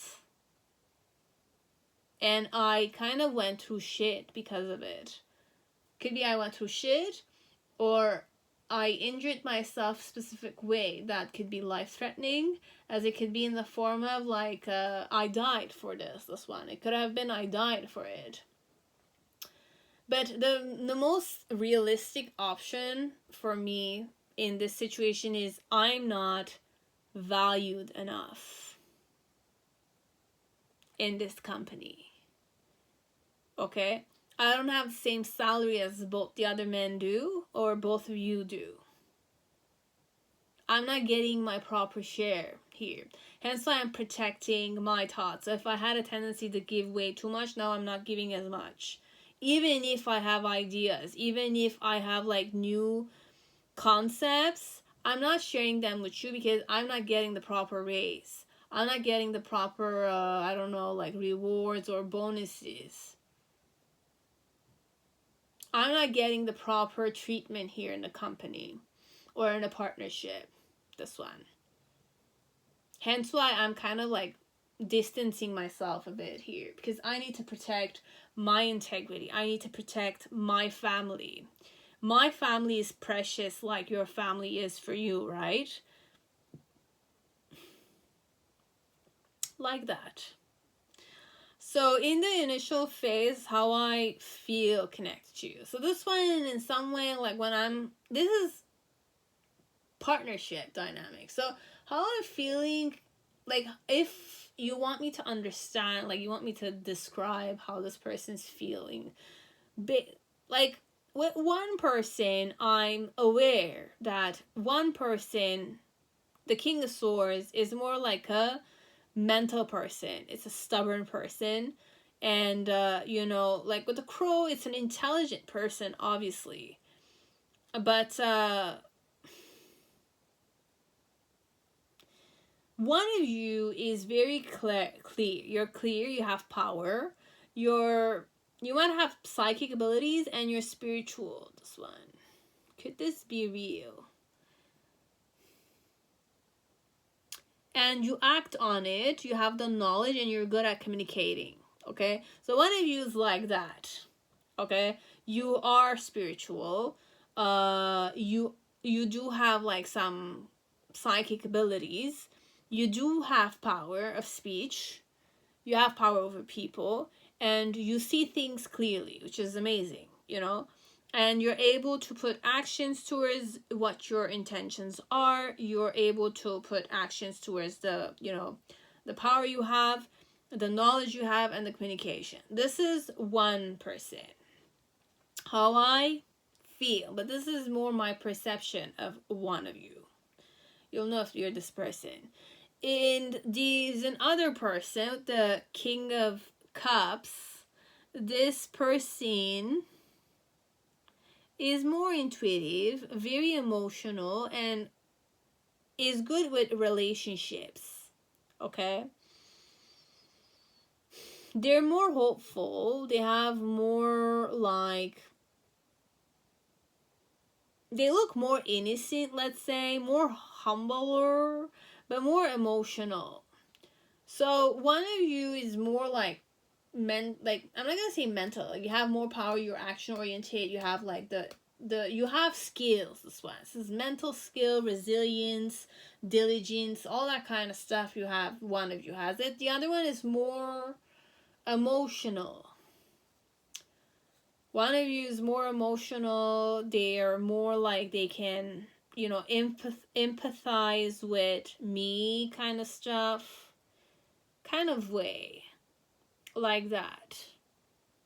But I also have a wand here, which is interesting. Why do I have a wand in the King of Cups? Okay, so the King of Cups also might have an ego. They're more passionate, and they have more like life force here.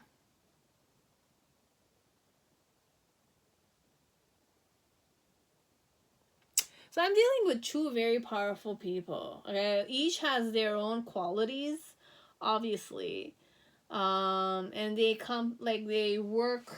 You guys work together so that those skills help you. in this business kind of thing. And then in the near future with the Judgment card, how I'm feeling. I'm liberating myself from the situation, guys. This one, there's an element of I'm either traveling, I'm either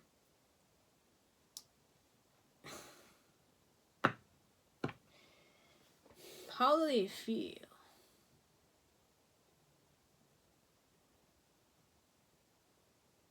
Like this. They're determined in liberating themselves from the situation. Because they're awakened to something. About the whole business situation. Like, I'm not able to step up my game, connect to you guys. Hence why I'm leaving, perhaps, this one. And my intention overall from the start was to imagine my future. And that's my challenge. To do things for myself, not for other people. So I gained the experience, perhaps, from you guys. But I want to start my own.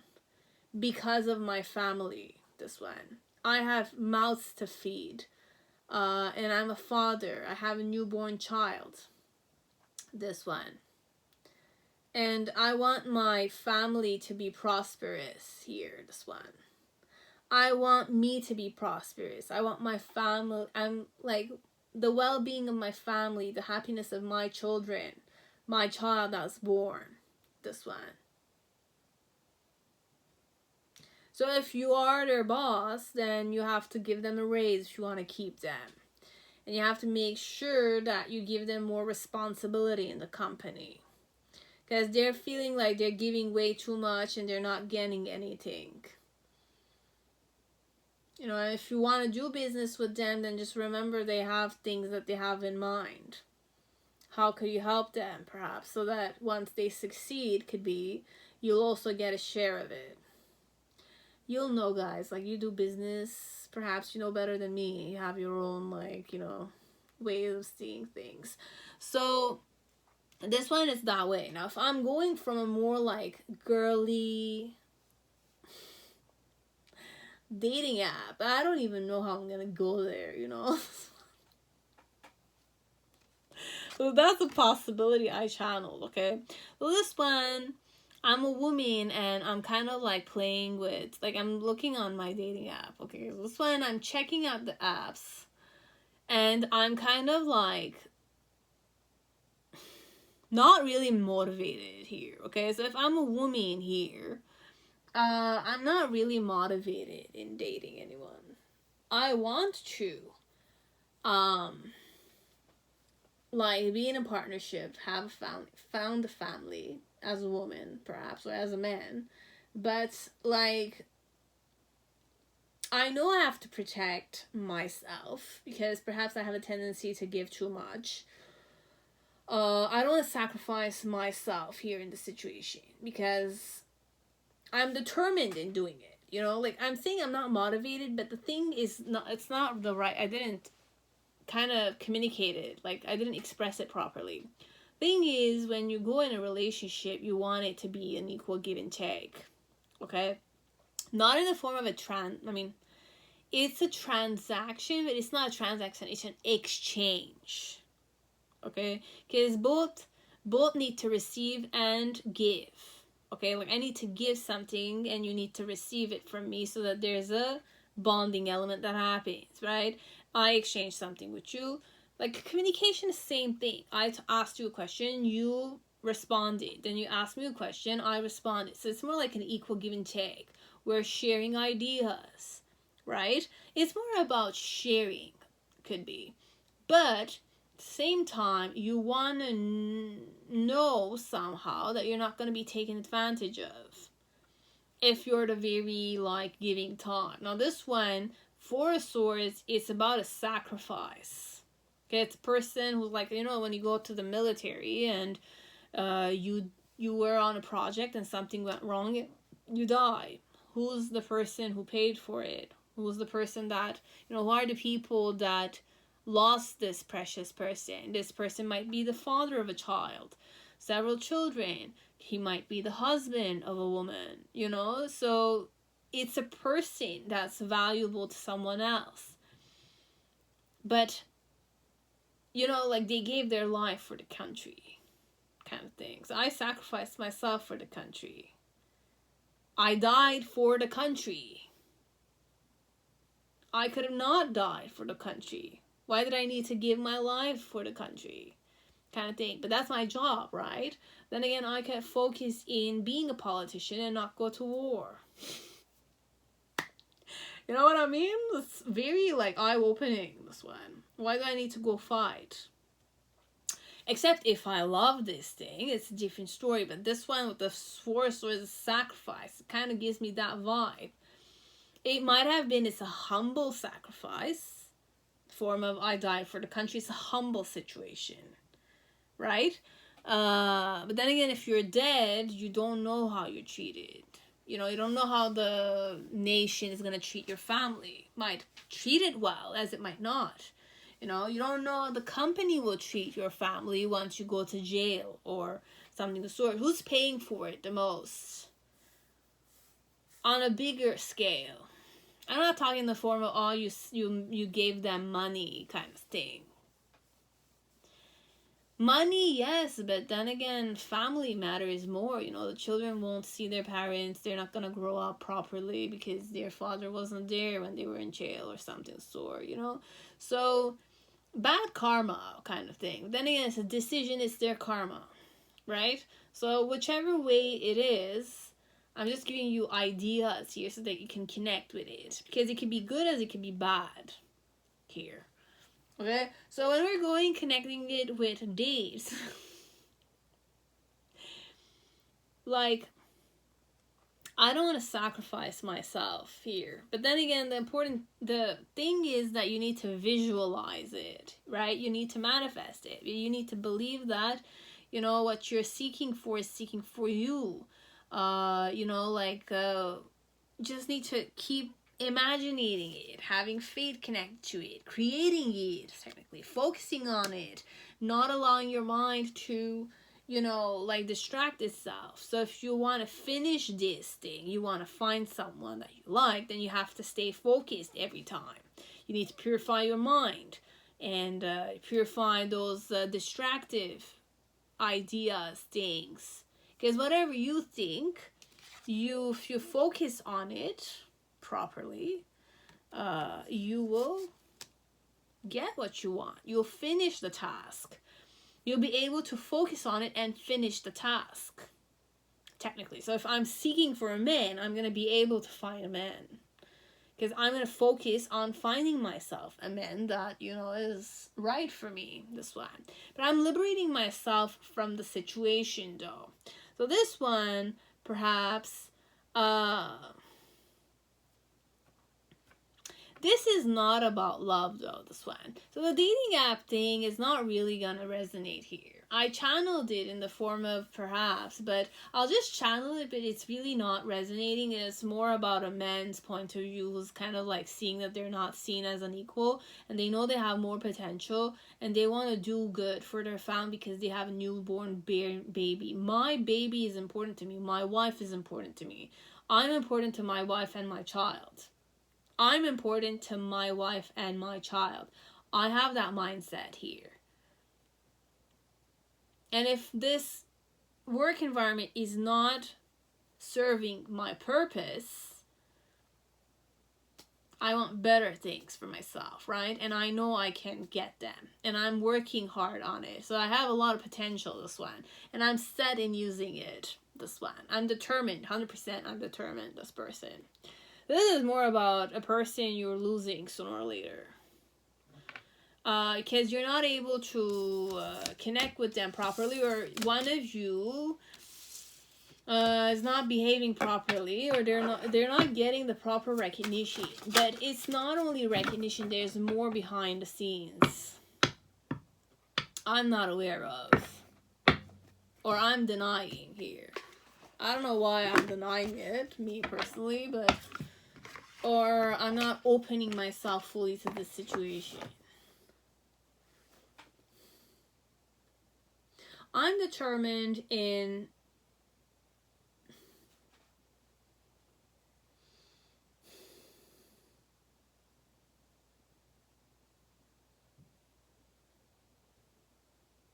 protecting myself.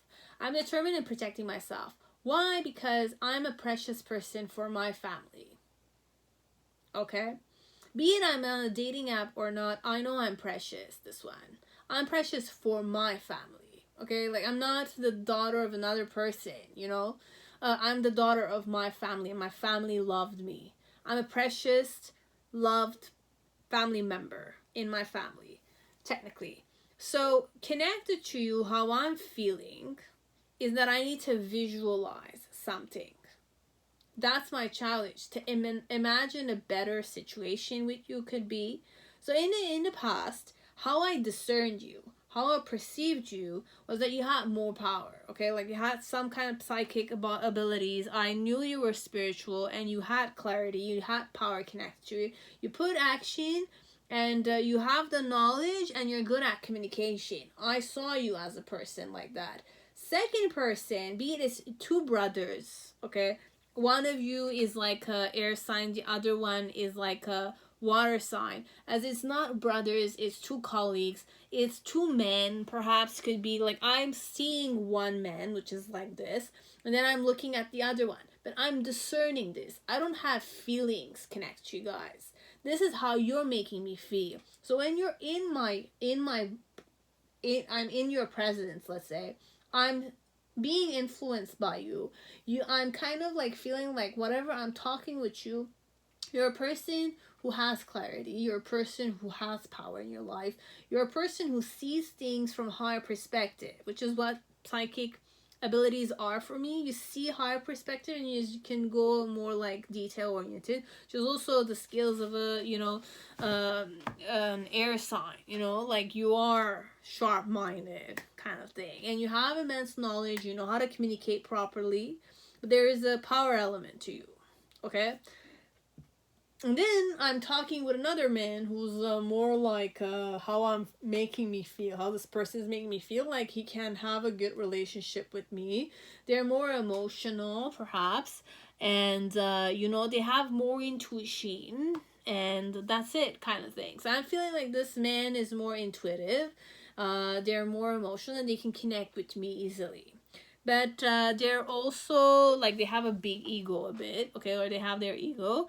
They're passionate, and they have a lot of energy, perhaps.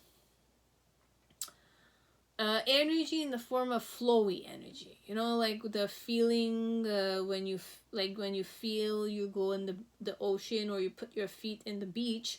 It has a certain presence to it, right?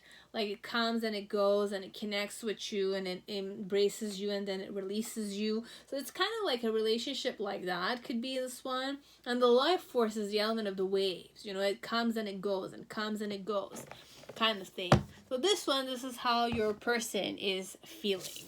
Okay, but it's not really feeling this one. This is perceiving, thinking, ideas or opinions, kind of thing. And in the near future with the judgment card, it could be I'm judging you guys, as this is not really it. I'm liberating myself from this situation. Okay, because I know I'm a precious person, and if I'm not able to show up or connect with you guys, but you're connecting with me, this one is not about that though. What is the judgment card connect to? In this part, because the picture, for me, it means a lot, because it's about the soul release, separating from the body, which means that it's a ethereal energy, which is ethereal visions, but it's a disembodied being. It doesn't have a body. It's a spirit. It's a disembodied element.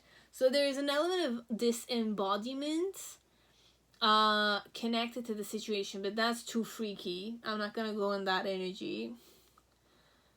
It's not freaky, it's just too much into occult sciences, and I know, like, for a fact, I'm not interested in those things. It's not my field, okay, guys.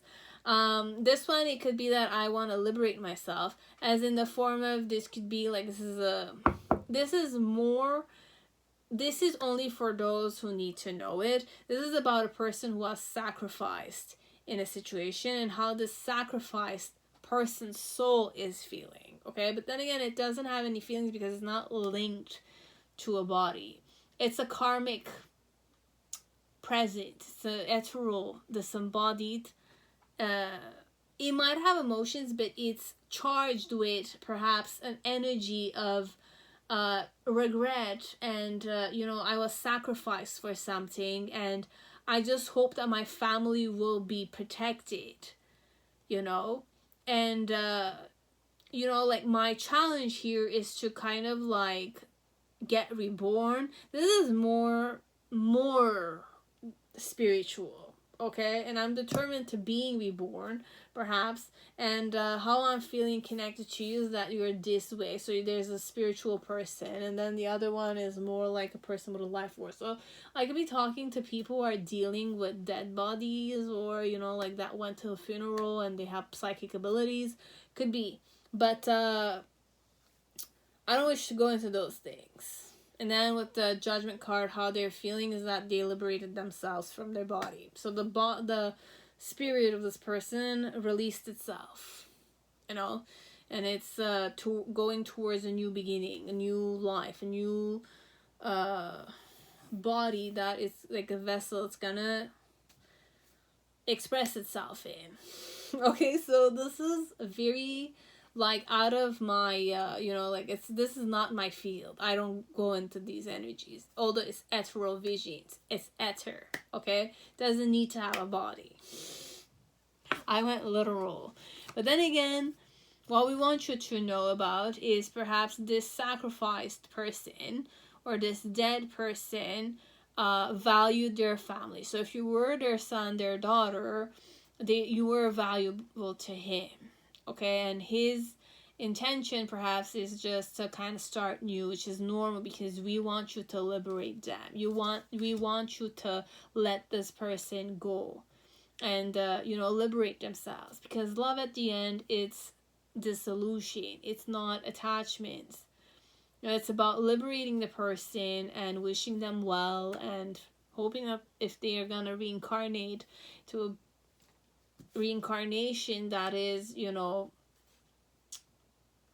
meant for them, it's what they wish to do, because being born is really a blessing, guys, and that perhaps is a blessing too. I just don't know much about it, and even if I were to seek, I wish to not fear it, because I already do meditation, a lot of it, and it's really connected with death, guys. It's not a joke. When you're meditating, you are sitting with life, but life and death are connected. Every breath you inhale and then you exhale, so it's more like an exchange with life you're doing. So involution is an amazing tool. So if you want to do things to express yourself, make your wishes in this life, experience the things that you wish to do, contribute to the community, put yourself out there, you can invest in this daily exercise. 22 inhale, exhaling, like this is one exercise. It's like one, it's easy. 22 you count it and it's like less than a minute if you do it properly. There's 60 seconds in a minute. We're asking you to do 22 of it. So they have 2 times. How many minutes would that do? Just calculate. I feel like it's going to be less than 3 minutes. 5 minutes max. I have 60 seconds in a minute. And we're saying use 10 seconds. Can do 10 breaths in a minute. So this is 2 minutes and like 50 seconds or 30 seconds. So 2 minutes and 30 seconds. It's an investment. Okay, so it's really worth it. And it helps you get determined. This is what it goes together. As it could be about you guys. This is how you're feeling connected to the situation. Just turn around. And what you can learn from these people. and how to liberate yourself from the situation. But I had different levels here. I don't know how it went, but you know, you take it and it's however you wish to do it. Okay, that's it, that's all. Thank you very much. I really am grateful that you came to my channel and you watched this. If this is meant for you, then I'm hoping that I channeled it the right way. There is no right way, it's just how you connect with the information I'm giving you. Okay, that's it, that's all. Now, whoever chose Grace Duong, welcome to your reading. I hope you're all safe and healthy in this time.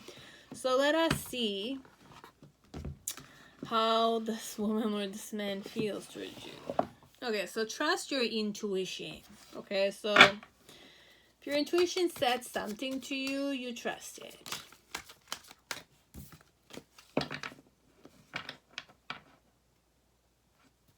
But ready. I didn't even need to shuffle this. So funny.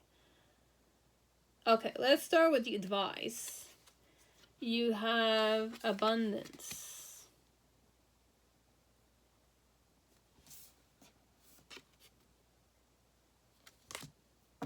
This is a gorgeous picture, okay? Like, look at this. It's gorgeous. They're really gorgeous.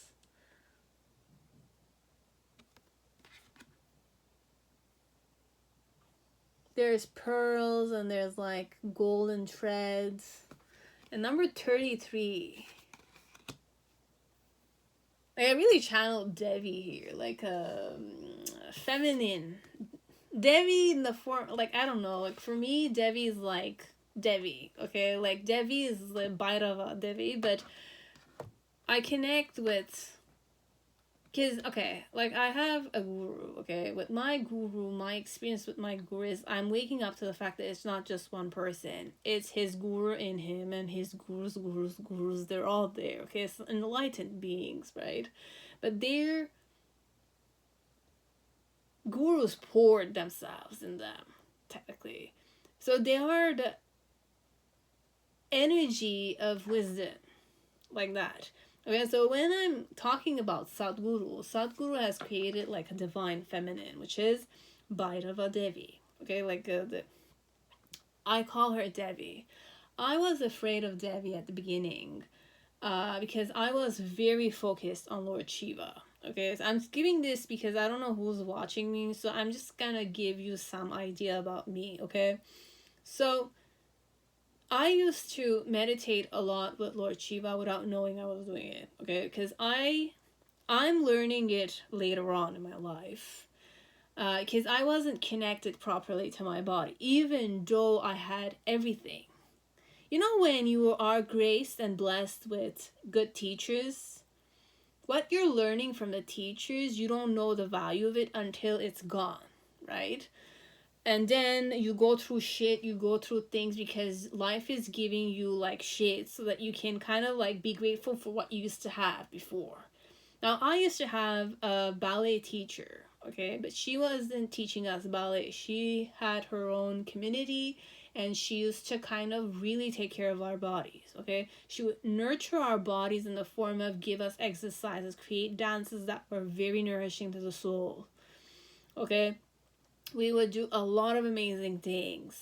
She was an amazing teacher, but she was very harsh on us, okay? And I hated it. I hated how she discriminated things. But she took care of our bodies. Like, I had an amazing body, guys. Like, I still regret the mindset I had at the past, but I didn't know what I had. You know, that's where you're not awake to the blessings in your life until it's taken away from you, and then you have to start fresh from start. And then when you go through the healing, you overcome certain fears, you start being grateful for what you have. If that injury didn't happen to me many years ago, twice, and like, second time I did it. Like, if I didn't destroy myself, I wouldn't have the same mindset today. I wouldn't be this person I am without these harsh, very difficult time where nothing was stable. I didn't feel stable. I couldn't trust myself. I didn't feel safe in myself. Everything I remember was fear, fear, fear. I wasn't perfect. I wasn't like, why wasn't my body like listening to me? I looked at my body as if it's like not good enough. I wasn't good enough. But I brought that in my life. I had to destroy myself so that I can wake up to the fact that it's good enough. Every morning I wake up being grateful that I woke up. I don't see my body the same way I saw it before. Like it's a tool that needs to do what I want it to do. And Sadhguru, like, not deceived me, but you know, gurus, they like to teach you the right way, you know, like it needs to be, you need to feel it on your... I believe it was meant to happen. I had to do it myself even. I needed to destroy myself so that I can, you know, change as a woman. But what I wanted to talk about is I had to wake up to the fact that when my pathway was linked with Sadhguru, I was already connected with snake. I loved snake from a young age, okay? I used to want to have one, but my family didn't like it. Okay, they looked at it as if it's like a vicious animal, blah, blah, blah. But I loved the feeling of snakes around my neck. I used to like love, and I would kind of like, I wanted one right on my arms, you know? Like I used to be fascinated with, you know, men who had like snakes and they had like bald heads and stuff like that was...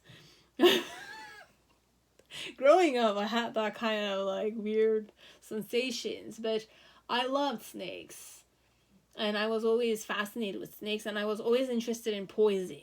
Because there was stories from the past that they used to talk about like you getting used to poison at a young age so that poison will not have an influence on you because your body knew how to take it, kind of thing.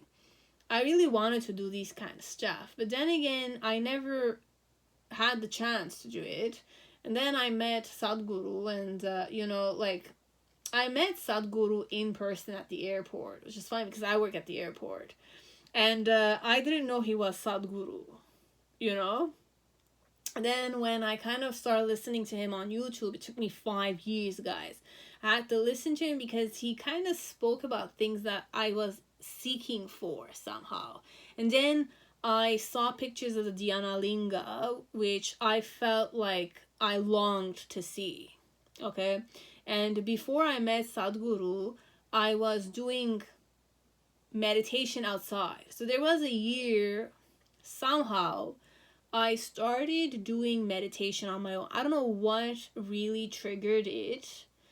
A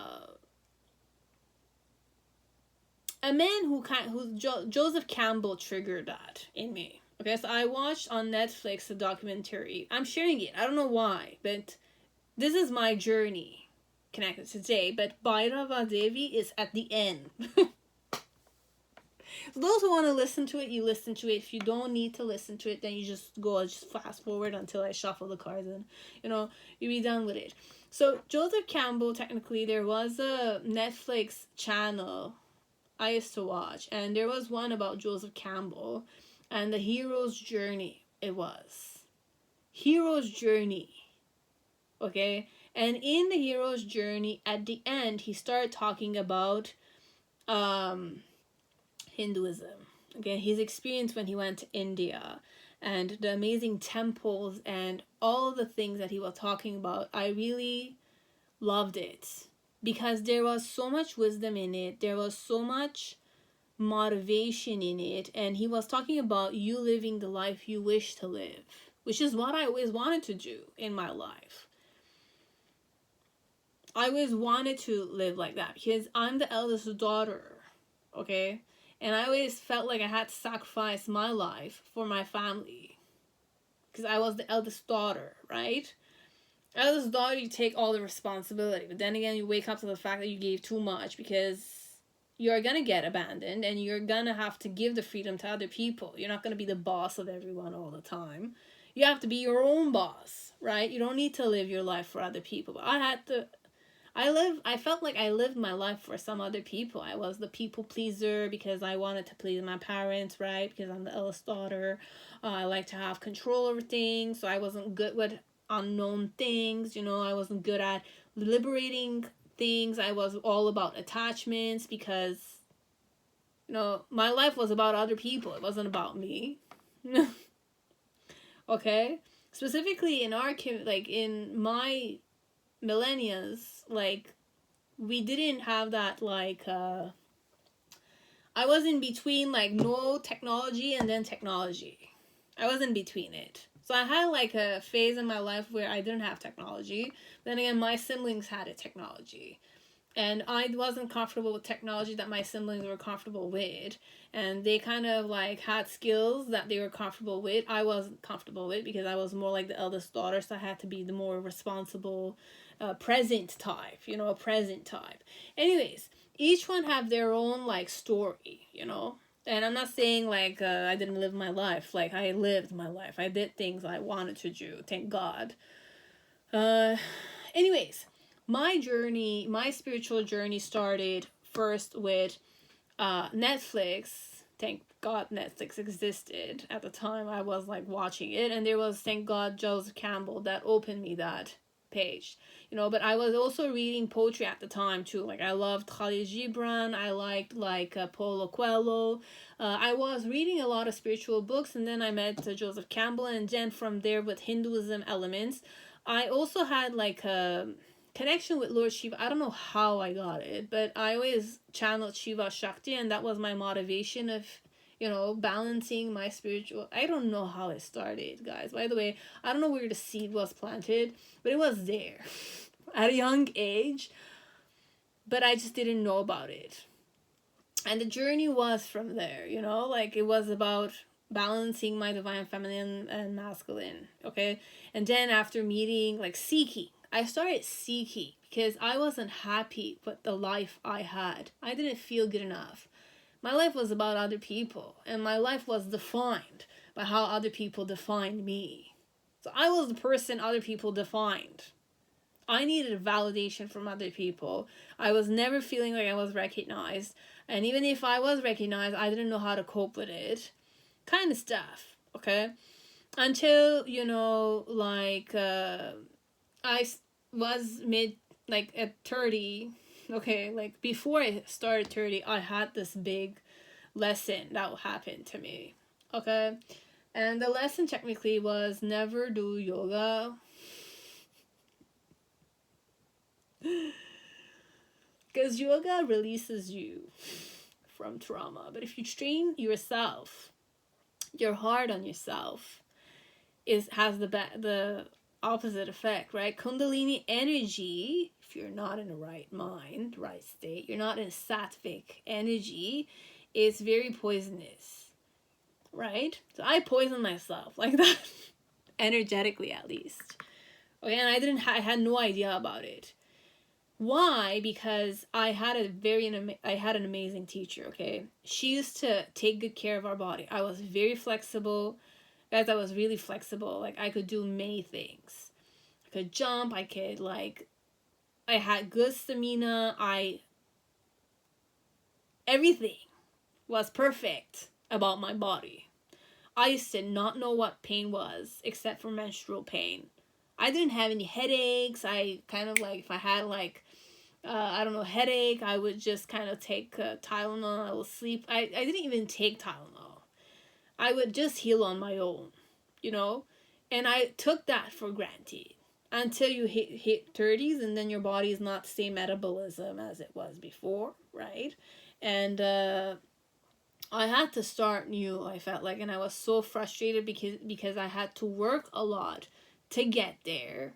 I worked a lot, honestly. I meditated for a year, every day. Any season, I used to go out. 21 minutes. I used to do 7 mudras, and I felt like my life was happening. And I didn't know what energy it was. I was tapping into, but now I know it's Shiva energy. Okay, it's Shiva's energy. 100% is Shiva's energy. Same energy.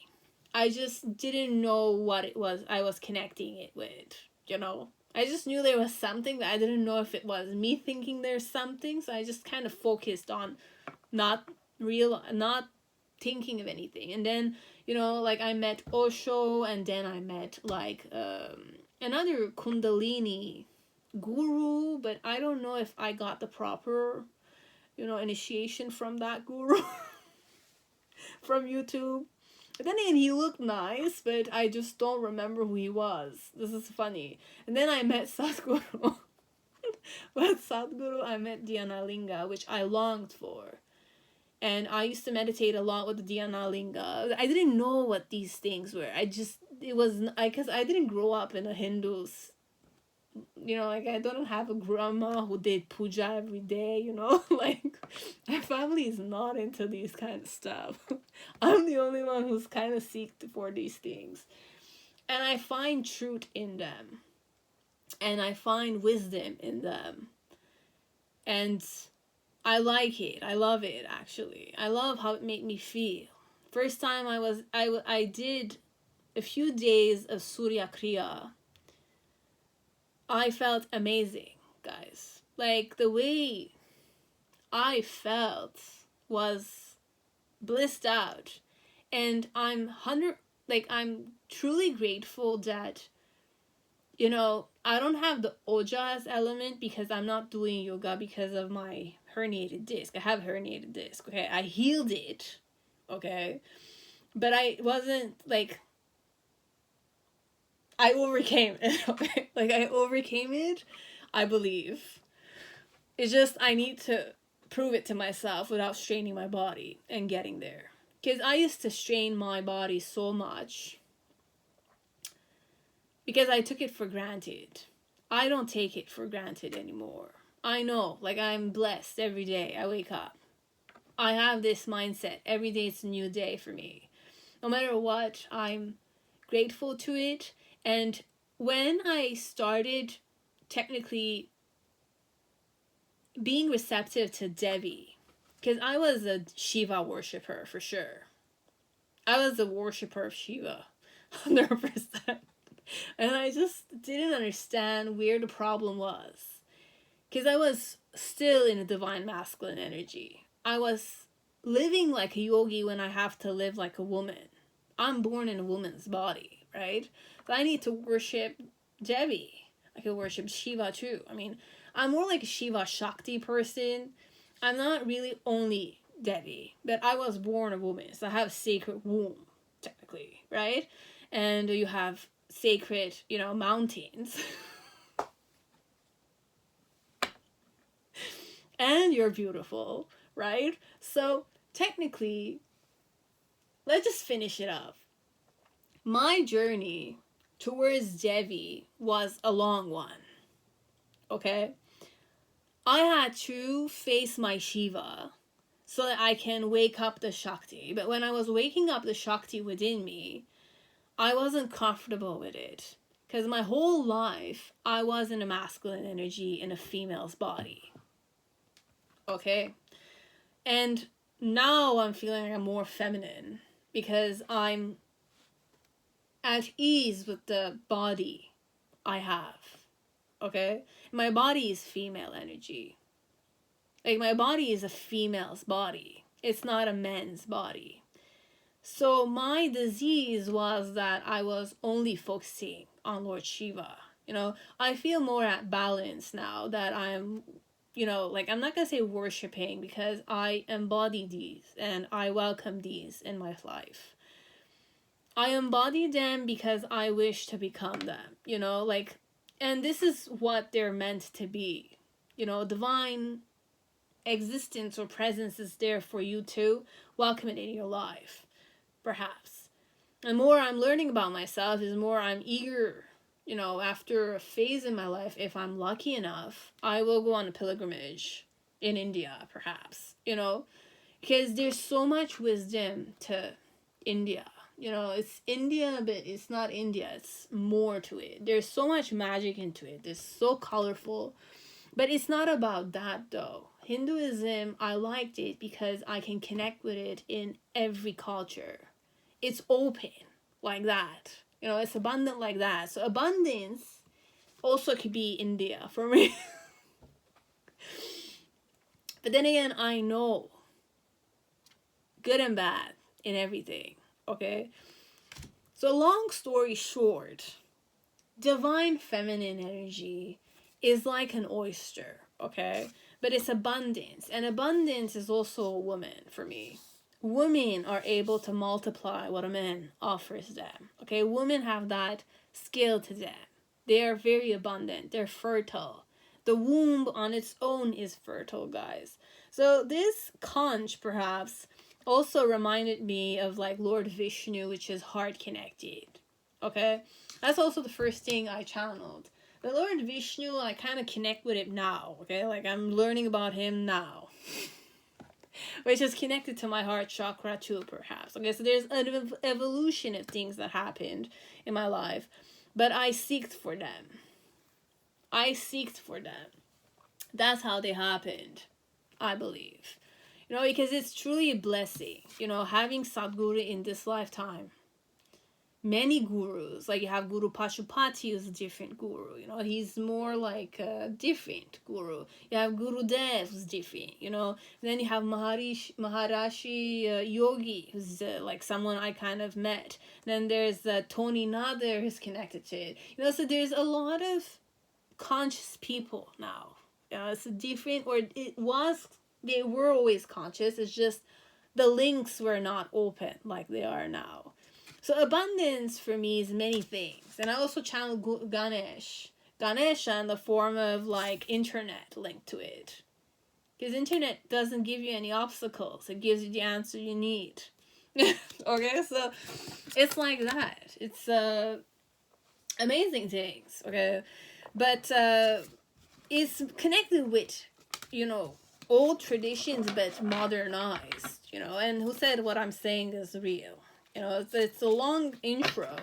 I don't know why I had to share it, but to trust your intuition. So I trusted my intuition in the form of I had to share this journey with you guys, okay? Like my back problems, and then like waking up to the fact that this is definitely a very amazing body, okay? Like you have an amazing body. Every single one of us, we have an amazing body, guys. Like, if you can walk, you can dance, you can sing, you can play an instrument, you can learn something new, you can talk about it.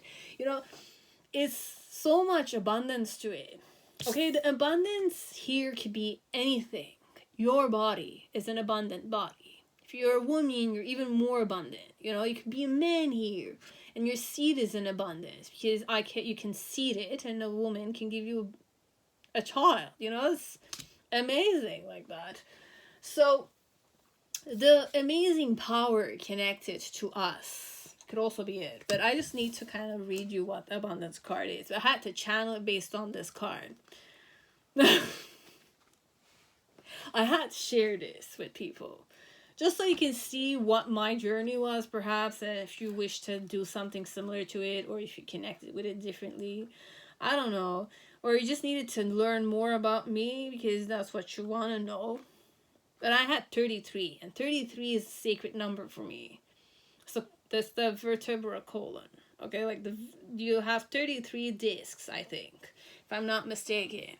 And 33 degree, it's a very important number in, what do you call it? Man, it's not coming in my head. It's not important.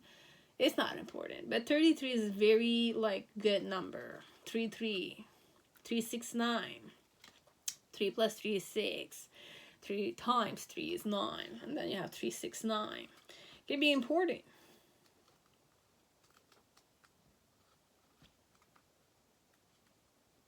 Lol, and it's the page I'm going to open 33.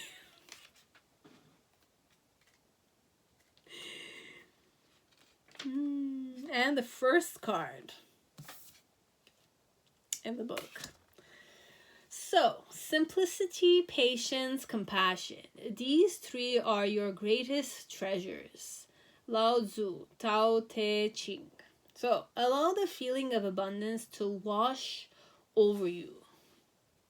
Focus on all of the incredible blessings of your life. Your body. Okay, guys, that's the first thing. First thing. You wake up in the morning, that's a blessing, guys, honestly. Feel your heart beat and your breath move. These are 100% connected with life. Anyways, do you have all of your senses? Do you have food on the table? A bed at night? Find the abundance in the little things. And guys, this is a secret. Okay? No one's telling you this, but this is a big secret. To a life full of joy, happiness, and gratitude, guys. Materialism can be a distraction that pulls us away from our true essence. Okay? Ask yourself at this moment what you truly have in abundance. Life, love, family, friendships. As much as you can, live in a state of appreciation of your abundance. It is often from that space where you believe that you are blessed and live in contentment that unexpected blessings arrive. Mantra: my life is abundance. It is. And I am deeply appreciative of all my blessings. This, I learned it. This was my biggest life lesson. And I'm 100% sure what I did to myself many years ago. And I didn't appreciate what I had. Didn't appreciate my life. Didn't appreciate the love I had for men.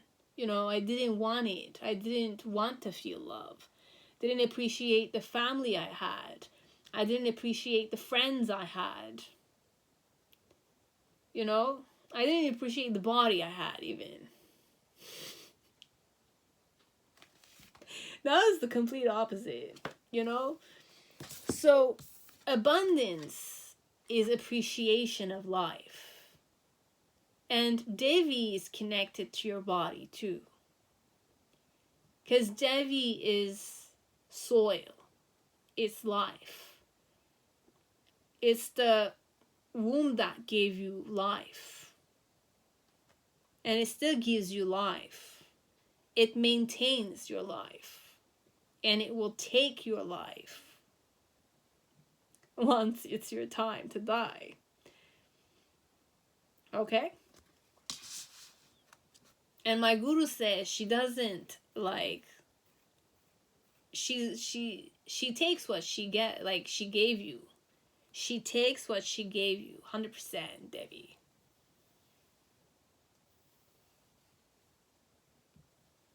In that way, that's what I remember. But my experience with Devi is very good now. I'm comfortable with Devi. I welcome her in my life. And I'm able to acknowledge women around me, mothers, you know, my own mother. I'm able to, on my birthdays at least, this birthday specifically, I was just grateful to being born. You know, it's not about me. It's about the possibility I was given. And I'm given every day to live and to be happy and to experience this world that's meant for me to appreciate and live. You know, that's what my guru wants me to do. My guru wants me to live my life completely. And then, because I had a fulfilled life, I'll be able to transit. Or I don't know. But this is the perception I have right now. To be able to, you know, accept transformation in a whole other level. Perhaps another life. Another body. if I'm blessed, you know, another state of being.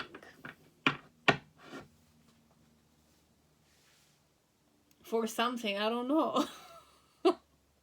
Yet to discover, perhaps once I'm ready for it. And even if it happens suddenly, I'll wish to be, you know, say the mantra I have to with devotion.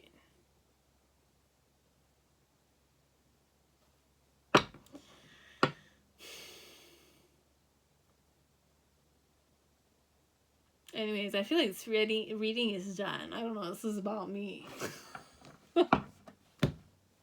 Perhaps this is about me, could be. As it's not about me. It's about you. How you're connecting with me on this, perhaps. You had your own way. Connect with your guru, or you connect with Sadhguru, perhaps, you know? Like, same way, but different. Different. As it could be, like, not guru, like it could be deities like Lord Shiva or Vishnu, or I don't know, like Devi Bhairavi, you know, like Devi, all types of names of Devi, Ganesh, you know, it's different for everyone. Like we can connect with different gods, as we can connect with all of them, we can worship them all. That's what Hinduism is. But it's about welcoming the god in our life, right? If I'm not mistaken. You know, I don't know much about it. Once I'll kind of like experience it, perhaps a different story altogether. But I'll still have faith that this is what I'm meant to do.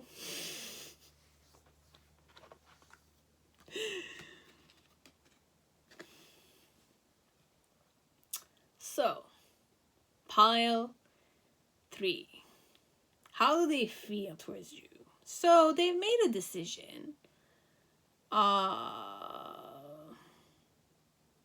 There's a journey they're about to start. They're actually very passionate about it. They know they want to definitely manifest it. And with the 10 of Swords,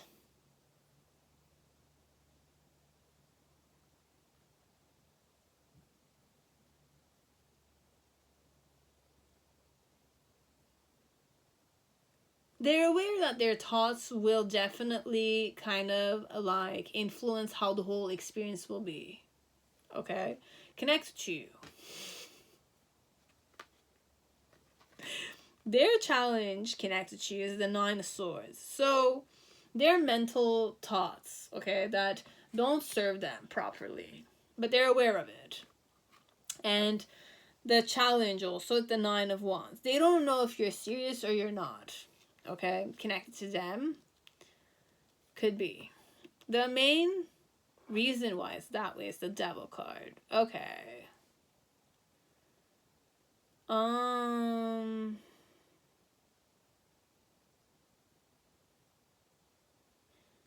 Why they're feeling this way, though, is because they know their own patterns. And this person might be the type that how am I gonna channel the Devil card? Because there's 2 ways. There's obsession, which is also connect with Devil card, which is addictions, but obsession could also be different ways. Delusionment, you know, having ideas and then obsessing over it. But this is the staircase towards the mind. So, mind, head activity. Not being able to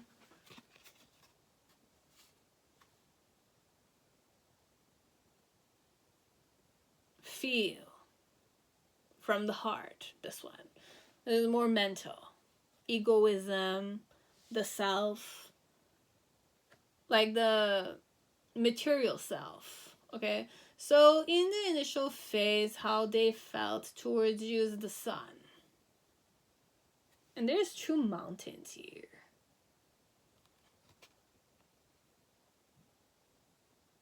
I was meditating connect to you.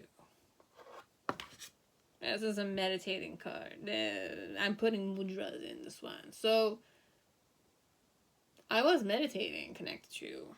And with the Ace of Wands, how I felt connected to you, activated.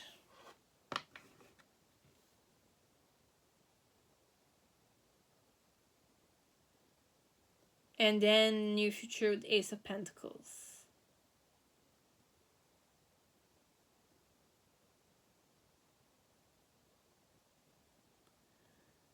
Okay.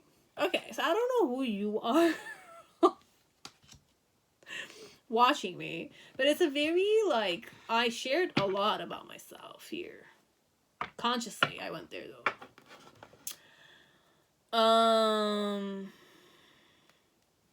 Not important. I'm not gonna seek stuff. Okay. Here,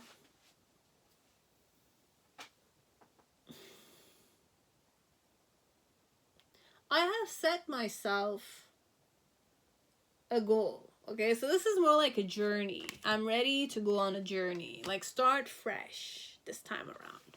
Start the new cycle. Okay, and I'm excited about it. Okay, like there's an excitement connected to it. So connected to you, I'm passionate about you. We could go that way.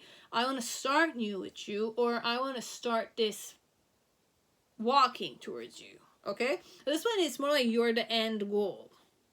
Okay, so you're the end goal. I'm eager, or my intention is I wish to walk there. I want to walk towards you. Walk towards you, come towards you, that kind. Then again with the Four of Swords, this is a truth I wish to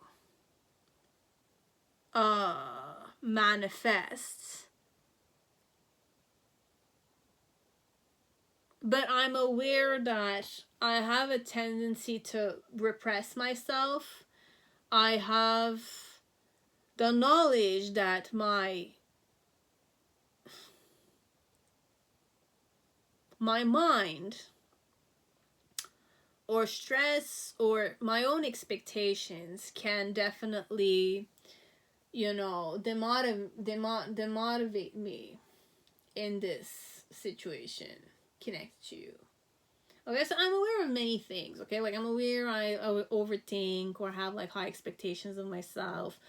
I'm aware that I'm serious about it. Like, I've thought about it, but it's not thought-wise. It's more like I'm set on it. I'm pretty passionate about it. And I'm kind of, like, at the beginning of the course. Okay? And there's no end to it. Okay, so this also could be a new beginning. Connect to or because of you. Could be. The reason why I'm feeling this way.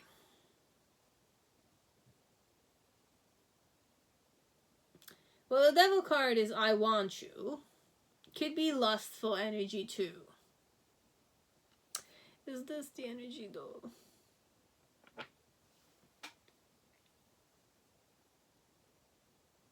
The vibe I go connected to. Oh, yeah. Okay. Yeah, I love you. This one. Perhaps you were able to love me too. Or when I was meditating, you activated love energy inside of me. It's just normal, If that's your skill as a person, you have, worked on it, cultivated it, nurtured it, practiced it for many years. You're passionate about it, then definitely you'll be able to activate love energy inside of anyone you want. So this one, it could be a skill you have.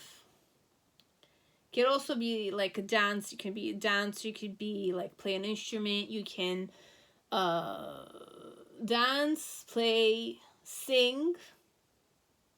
Usually those who are like big heart chakra, like your heart chakra is very active and it's linked with your throat chakra, and like you have those few chakras, but mostly the heart chakra, you're very inclined, creatively inclined. Okay, so this one, perhaps your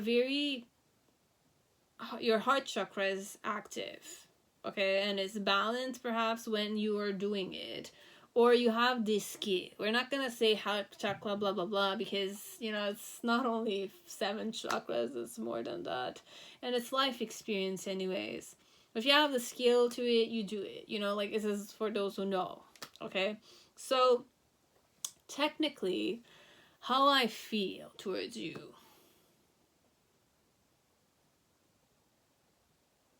Like, I made the decision, I'm starting new. I'm passionate about this starting new. Be it it's connected with you, walk towards you, face you, challenge myself, that kind of stuff, it could be.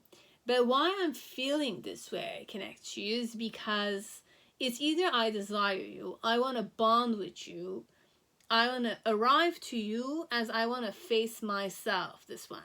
But then again, it's not the proper way I'm going to channel, because this is not what it means. This one, it's a stairway to the mind.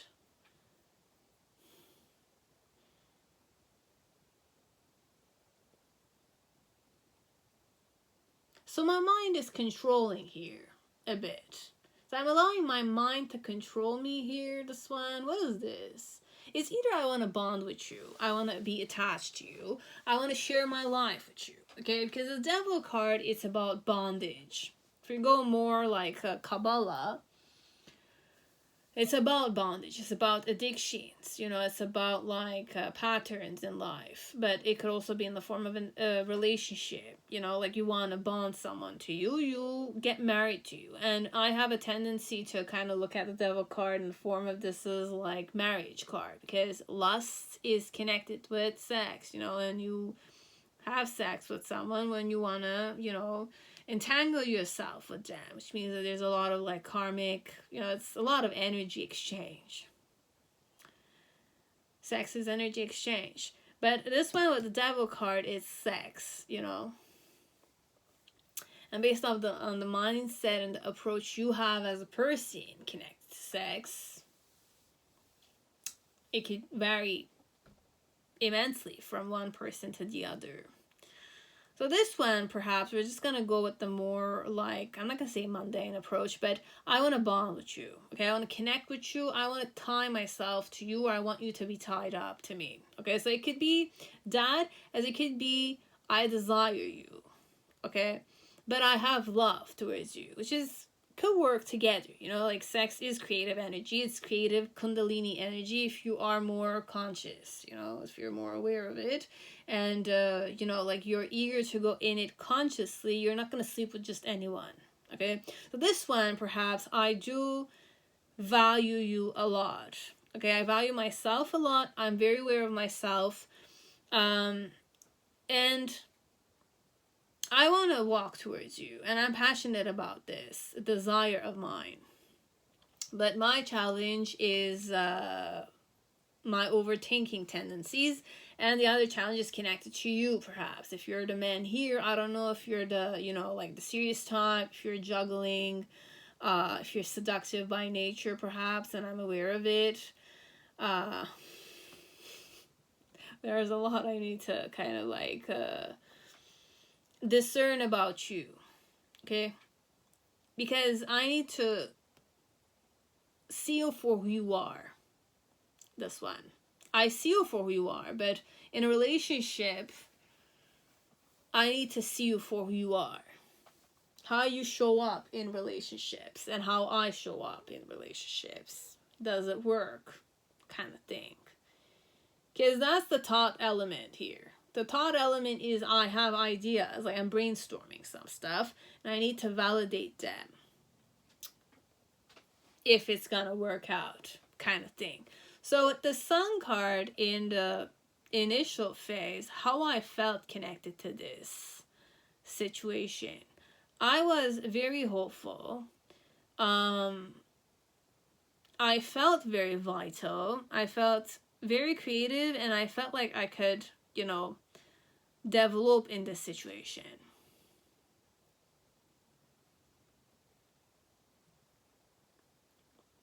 But I was meditating here, this one. How I feel towards you. I'm confident within myself connected to you. I'm tapped into myself connected to you, and I felt the vitality connected to you. So this one, be it I meditated with you, or I was receptive to you during meditation, or I was receptive to what was happening, connect to you. So this one, it could be that you want to know how I felt during an event I went to. I was meditating during it because that's what you indicated, right? So I went ahead with it, and I was just there, but I was being receptive to it. I was receptive to it. When I was very receptive to it, though, I felt like my whole spine was very active. Okay, which is what you want to hear, obviously, if this is the person I'm talking to. My spine was very active. Like, I felt my energy in my heart, my throat, and my sahasrara. Third eye, like, there was a pressure point, but it wasn't the main thing. It was mostly my heart. My heart was really activated, which is the energy of love. My throat was really like I had a lot of energy there. Stored up energy, I had to release a lot of it afterwards. I released a lot. I healed a lot. We're gonna go with the word. I healed a lot. It was amazing. Thank you so much. Okay, so this one is the energy arrived up there, which is what you want to do. If that's what you do, right? So, and then with the Ace of Pentacles, I felt whole again. But I was always whole this one. But I felt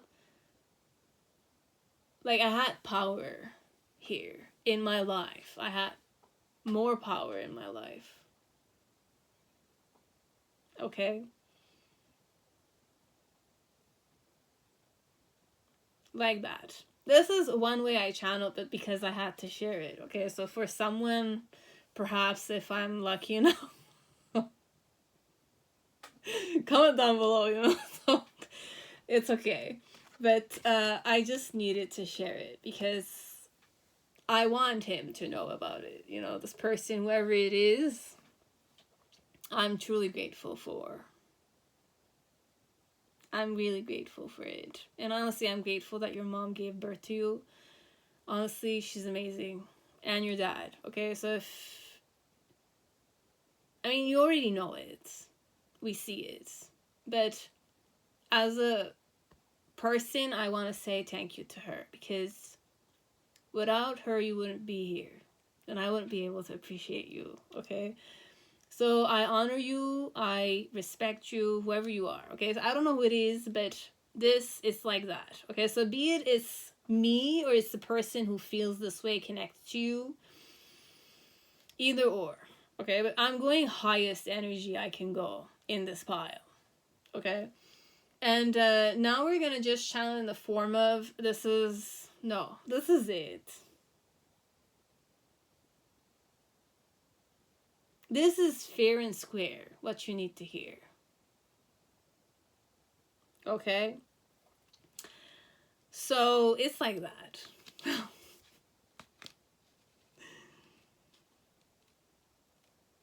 But honestly, you're truly abundant. Whoever's here. And, like, I know you already appreciated this one. I love you. Okay? This is how I feel. I love you. I accept you. I liberate myself with the love I feel connected to you. It's like that. This one. And I wish to come towards you if you wish to connect with me. I'm excited about it. And I'm set on it, but I'm more like, I'm aware of my own limitations connected to you. I know that my own thoughts are they get the best of me, and my own expectations get the best of me. And the reason why I'm feeling this way is because I want to bond with you. I want to connect with you. And I'm aware of who I am. I'm not a perfect person, right?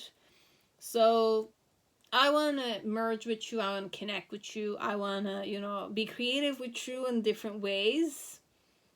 Yeah. I wish to do that with you. So in the initial phase with the sun card, I was really meditating though, this one. I wasn't a meditative state. I felt happy within myself. I felt complete. I was whole from the start, this one. On myself, in my own, I feel whole already, this one. Connected to you. So you have an ability to make me feel like myself. I don't need to ego trip with you. I don't need to impress you, right? You don't need to do the same with me anyways. You don't want to do that, right? So in the middle section, connected to this, how I'm feeling connected to you.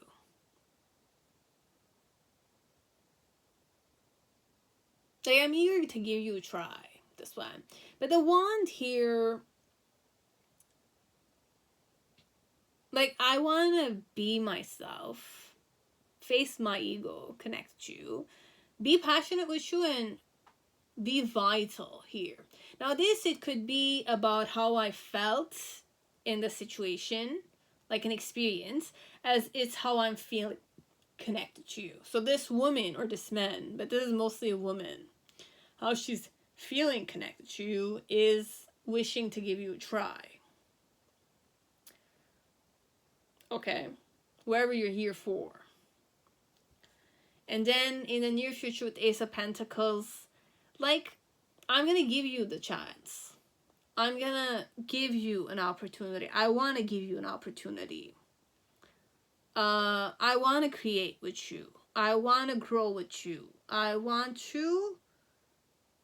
I'm firm on it, this one. I'm very firm on it.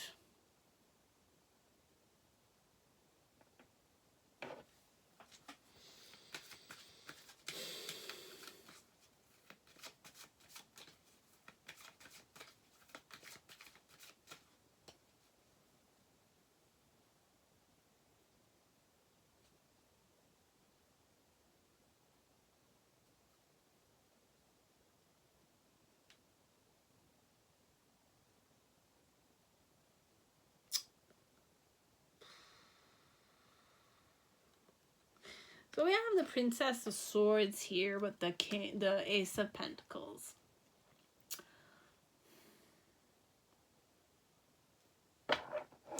Trust my intuition. I have love here. I love you. I integrate you already. This one. I integrate you, this one. With the Sun card in this energy, I integrate you. So I'm able to integrate you. I have welcomed you in my life already, this one. On their end, they have already welcomed you in their life. And with the Ace of Wands, they want to give you a try. And with the Ace of Pentacles, they want to give you a palpable try. And then with the Princess of Swords, they're eager to bend down their thoughts. But when I'm saying bend down, it's like in the form of there's a truth they're kind of like facing this one. But if you look at this card, okay, I'm just gonna share this because I'm kind of like seeing it a specific way. You have the sword is bending and she's kind of like holding her hand on top of it. Now, be it could be my hands are energetic and I'm able to do that with like, you know, the metal. But this one is, we're going to go more simpler. The sword is bent. So the sword is not empowered here. I'm more empowered. So the sword could be my thoughts, my words, my communication skills. It could also be knowledge, communication, and action. I'm bending. So I'm bending the rules, perhaps, this one, which is not what I want to say, but, you know, I have power over my mind, technically. I'm seeking power over my mind. It's like that. So I want to overcome my mind connected to you. That's how I'm feeling. Or perhaps if we're going with the first energy, it's more like I have the power to overcome my mind. You know, like that. So you succeeded at whatever you did. It's working, technically, which is a good thing. And I'm really happy it's working. And I wish that we'll have more of this, you know? More people like this. So hopefully you can become a guru for other people. We need more of this, honestly. Okay? If this is the right person I'm talking to. If this is not the right person, it's still okay. But I love you already, whoever I am here. I love you already. I've included you in my life. And I am healing my mental issues. Okay? Thanks to you. You being in my life helped me overcome my mental issues. The love I feel towards you, or the love we have together, helps me overcome my mental issues. Okay? It's an amazing reading, this one. It's amazing.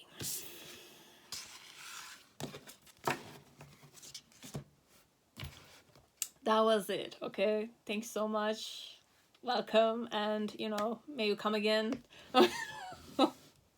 Whoever is here, okay? On my channel, obviously. And in my life, perhaps. That's it. Thank you so much.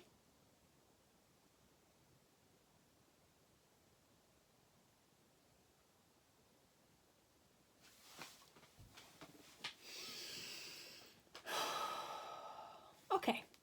Hi guys, welcome back here. Or mostly welcome back to me, because I was going in another.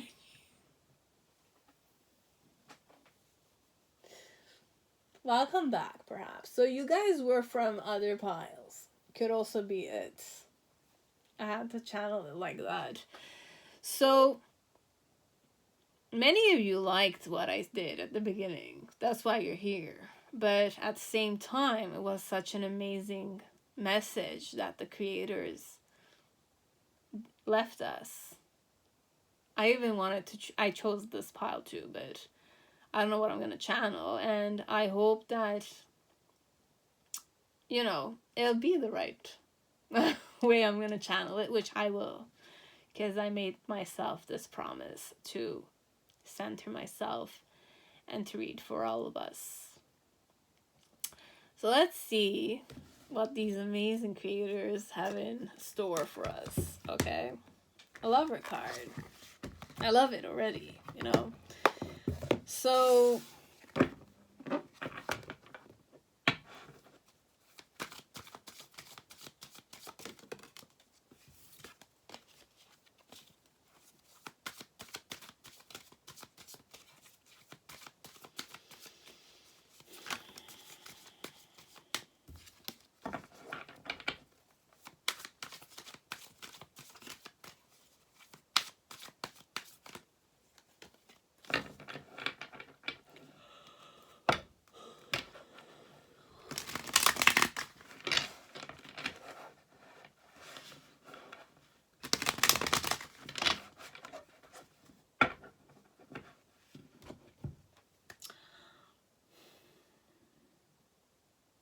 how I feel connected to you. Reflection. Okay, I'm reflecting here. The advice you need to hear here. So we have reflection, emptiness, and resolution. So, reflection.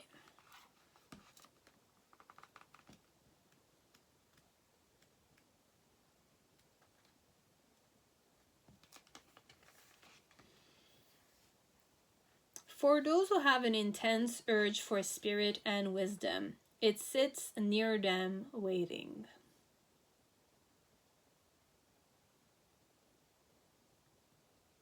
Patanjali, the Yoga Sutras of Patanjali. Everything you see, everything, is a reflection of your inner world, thoughts, and intentions. What if the ancient sages were right, and you could change your outer world simply by changing your inner world through self-reflection and clear intention? What are your beliefs about money? Does it come easily and effortlessly, or is it never enough and always lacking? What do you feel about the world? Is it a safe and peaceful place filled with loving people? Or is it a scary, dangerous place filled with greedy people who are only interested in themselves?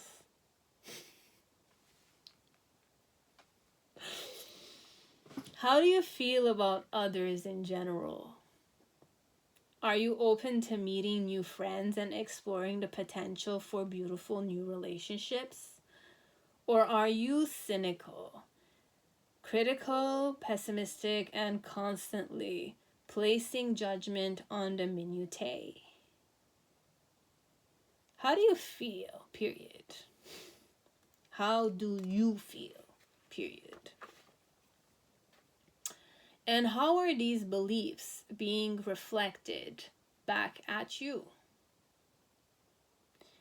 These questions and many more like them can be avoided for a long time, but they eventually will need to be confronted.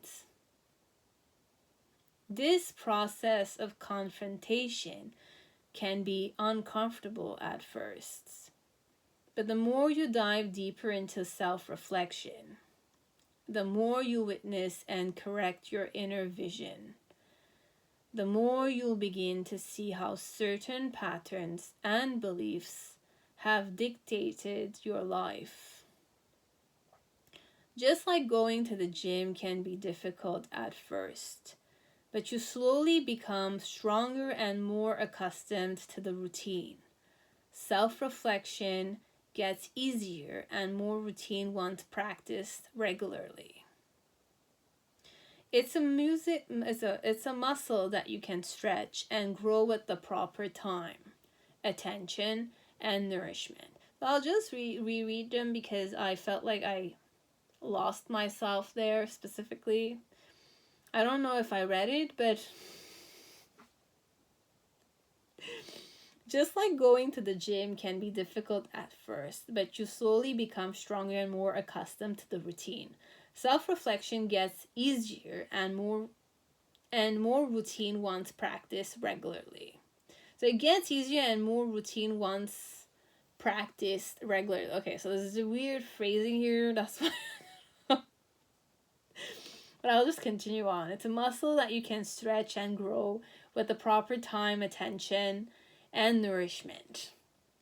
If meditation isn't your thing, you can also take your subconscious mind some questions. You can ask your subconscious mind some questions and take a little bit of time to close your eyes and contemplate the answers you receive. When you're ready, write your revelations down in a journal. It's important that you don't react by writing down the first thing that comes to mind, but rather respond to the question by taking your time to truly contemplate what you're receiving.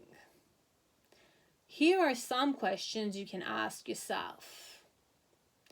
Who am I? Really? Who am I? What do I want? What am I avoiding? What am I afraid of? What am I grateful for in this life? What are my gifts that I would like to share with the world? Mantra. I reflect on clarity and am open to receive the answers I need. I'm ready to accept the advice and embody the wisdom I receive. This is a very powerful advice, guys, okay? Specifically, if it started off with Patanjali, the Yoga Sutras of Patanjali, it's pretty powerful, for me at least. So focus on reflecting on the questions. Who am I really? What do I want? What am I avoiding? What am I afraid of? What am I grateful for in this life? What are my gifts that I would like to share with the world? These things. Then we have emptiness, 78. Now, guys, if this one, it cuts through, we're going to go to part 2. I'm just saying it because I'm feeling something, but honestly, I'm going to try to finish this up, but I was going to share something, so it might be part 2 still. If I'll need to, do something about it.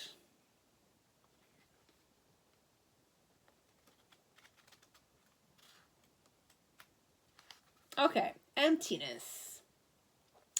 We mold clay into a pot, but it is the emptiness inside that makes the vessel useful. Okay, Lao Tzu, Tao Te Ching. How can we even remotely begin to fathom emptiness? If space free of judgment, sensory stimulation, and extrapolation of what is? Question mark. Simply contemplating emptiness opens a space that can be filled with thoughts, ideas, and calculations of what the void contains. To free the mind from all projection and find the usefulness in emptiness's infinite potential, we must contemplate the value that can be found in vacancy by entering the void. Let us try a breathing exercise so that we can connect to this space as we reconcile duality with every inhale and exhale and find a sacred connection to present moment awareness. Step 1. Close your eyes and take note of any sensations you may currently be feeling in your body, heart, and mind. Acknowledge any thought that may be present inside and say in your mind's eye, I release, I relax, I let go.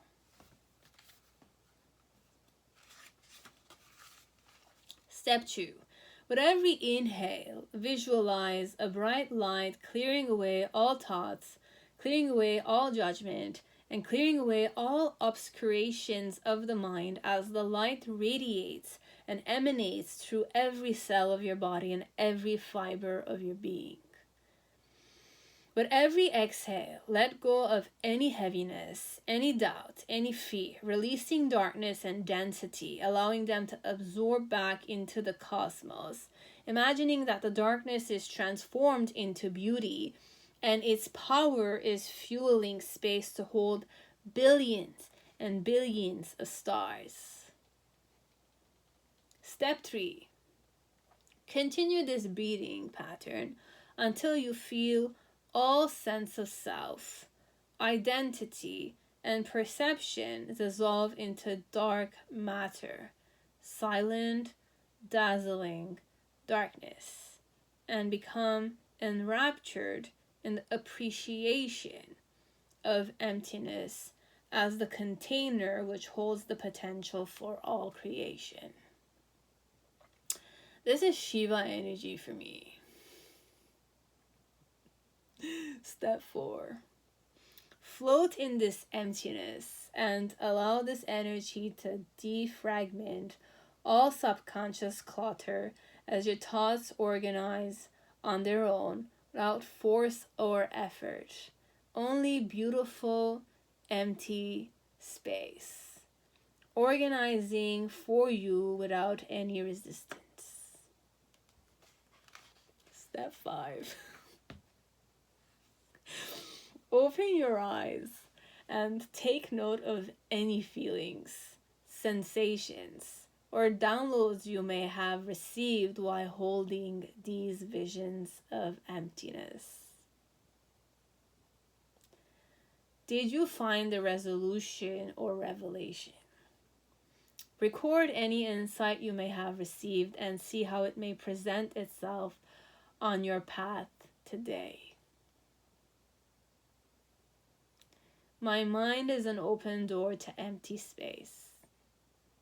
Where there were once thoughts, only the elegance of stillness remain. This is 100% Shiva energy. Unmanifested energy.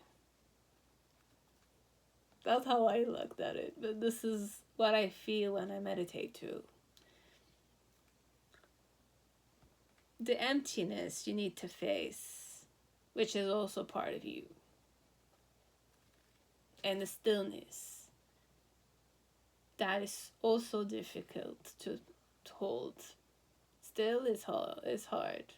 You need to practice a lot.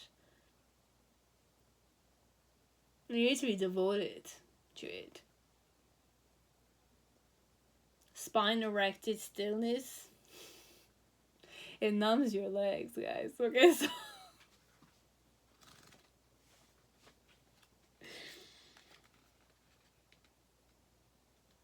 and imagine Lord Shiva, like I'm going with the Shiva, but it's not just Shiva, but Lord Shiva meditates for many years, millions and millions of years until he wakes up again. You know, it's like that. But it's not about Shiva. It's about the void energy. I'm saying Shiva because I connect void with Shiva. And it's the stillness. So I also connect phallic energy with Shiva too. But phallic in the form of sacred phallic, you know, it's the linga energy. Dhyana linga. And then we have resolution. So you think you have won. What is light without dark? What are you without me? I am a part of you all. You can never defeat me. We are brothers eternal. Legend, 1985. Wow. This is like bang kind of thing. Okay. So when contemplating the myths, stories, and tales of fantastical worlds throughout the human when contemplating the myths, stories, and tales of fantastical worlds throughout the human zeitgeist, we can see a common theme of resolution being found in the slaying of the dragon, the killing of the villain, or the death of the antagonist as the means to the end and the ways to the happy ever after. Perhaps it would be boring if the realms of the fantastic didn't end with a battle scene of final boss. But how much of this programming has found its way into our subconscious minds? How does it affect our outlook on resolution of extreme conflict from the metaphorical and personal journey of life? The darkness of our times can often feel like a titan, a tentacular monster with arms that crush the human spirit, a boogeyman that hunts our greatest fears, an all-consuming nothing, a shadow looming and clouding hope for the future.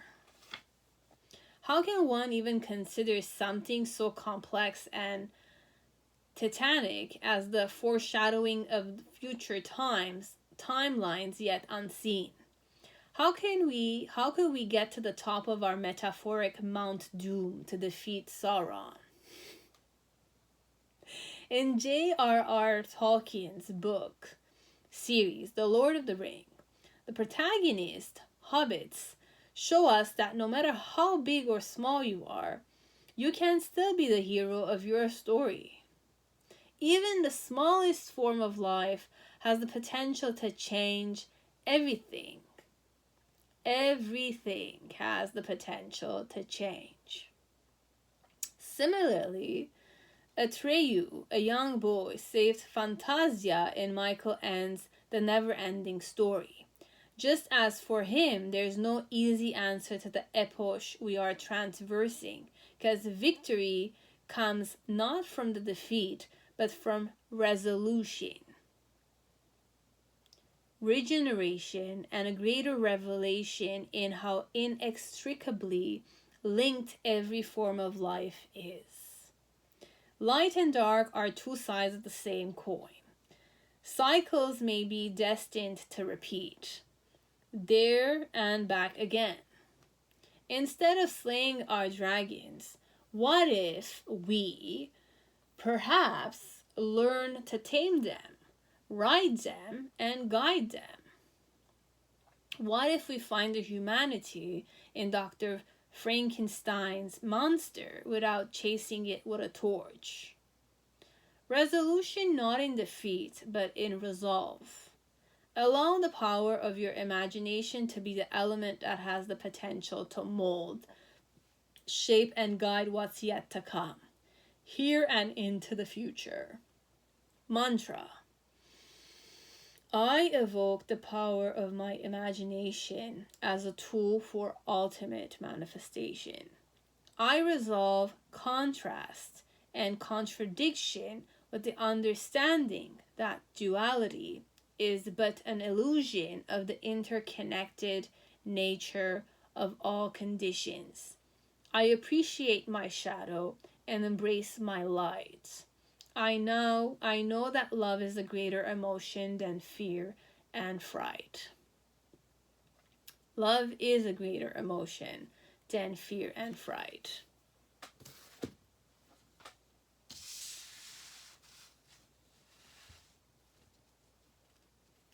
The energy is reflection.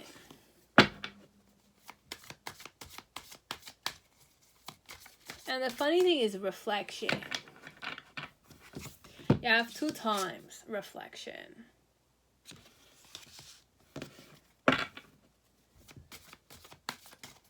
Patanjali, the Yoga Sutras of Patanjali.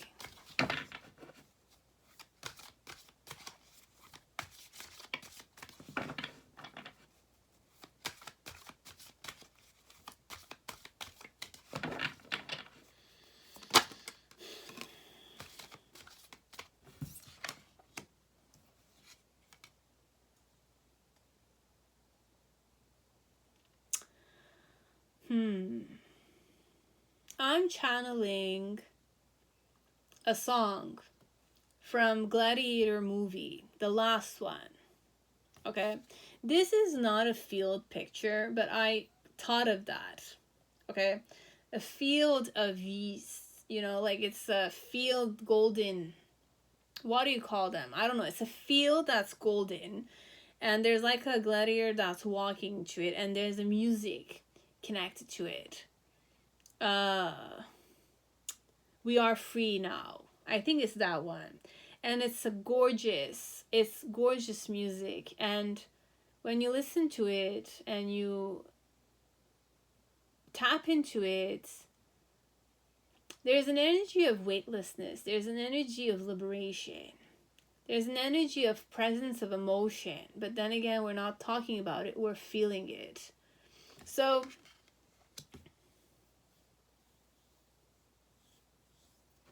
it's definitely We Are Free Now. It's the song.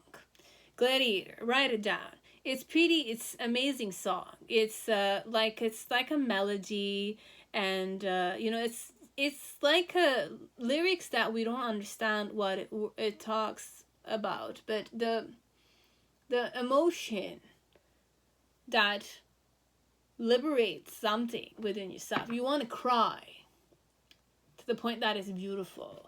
You feel like the music is inspiration to the soul.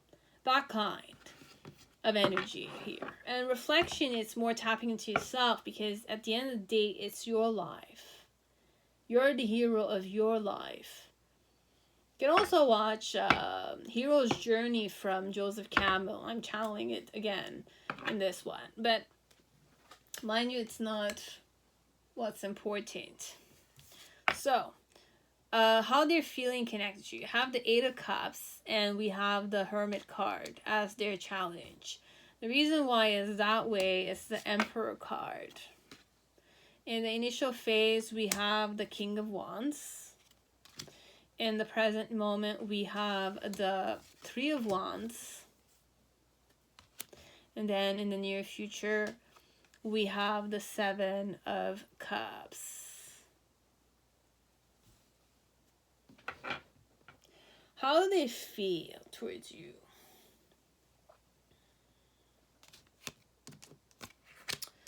This one,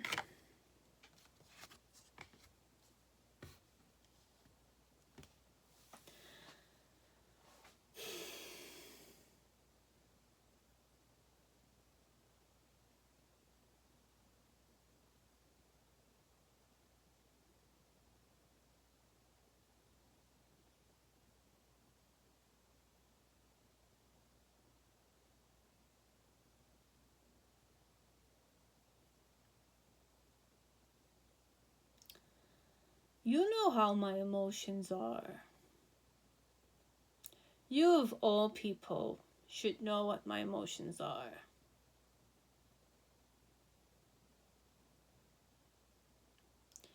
Because in this picture, it's not about me. It's about the emotions and how they're piled up one on top of the other. But they don't even have physical form.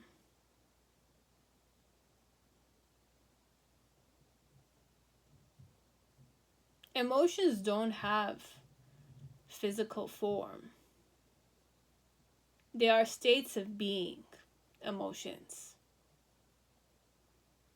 Happy, sad, angry, irritated. They get stored in the body, obviously, but it's vibrations. It doesn't have form. It needs to flow. Emotions need to flow, guys, this one. So, how am I feeling connected to you? You know how my emotions are. They're organized. My emotions are organized. And my emotions are not about me, though.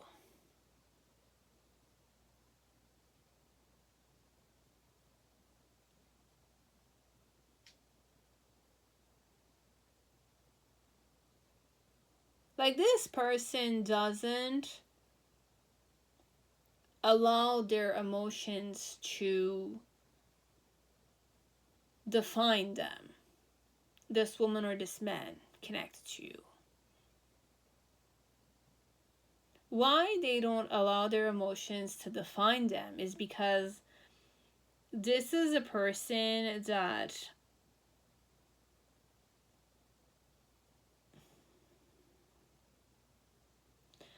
a cube.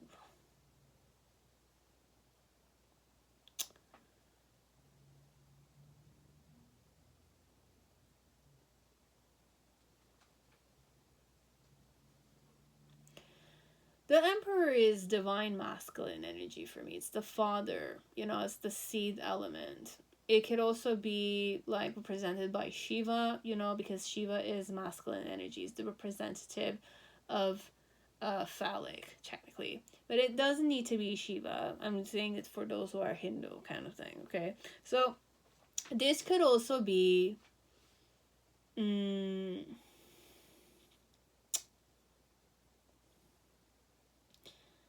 why my emotions don't define me. I don't allow my emotions to define our relationship. This one. It's not that my emotions are not available here. They're very available. But I'm aware of them. I organize them. And I don't use them as definition here. Why I do it like this is because I'm very material focused. Could be I'm a very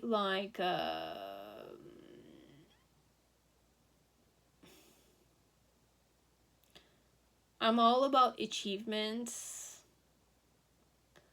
I'm all about success.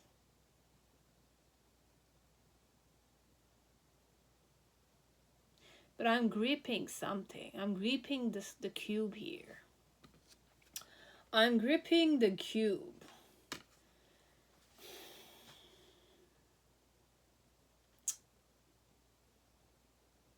Because cube is the most stablest.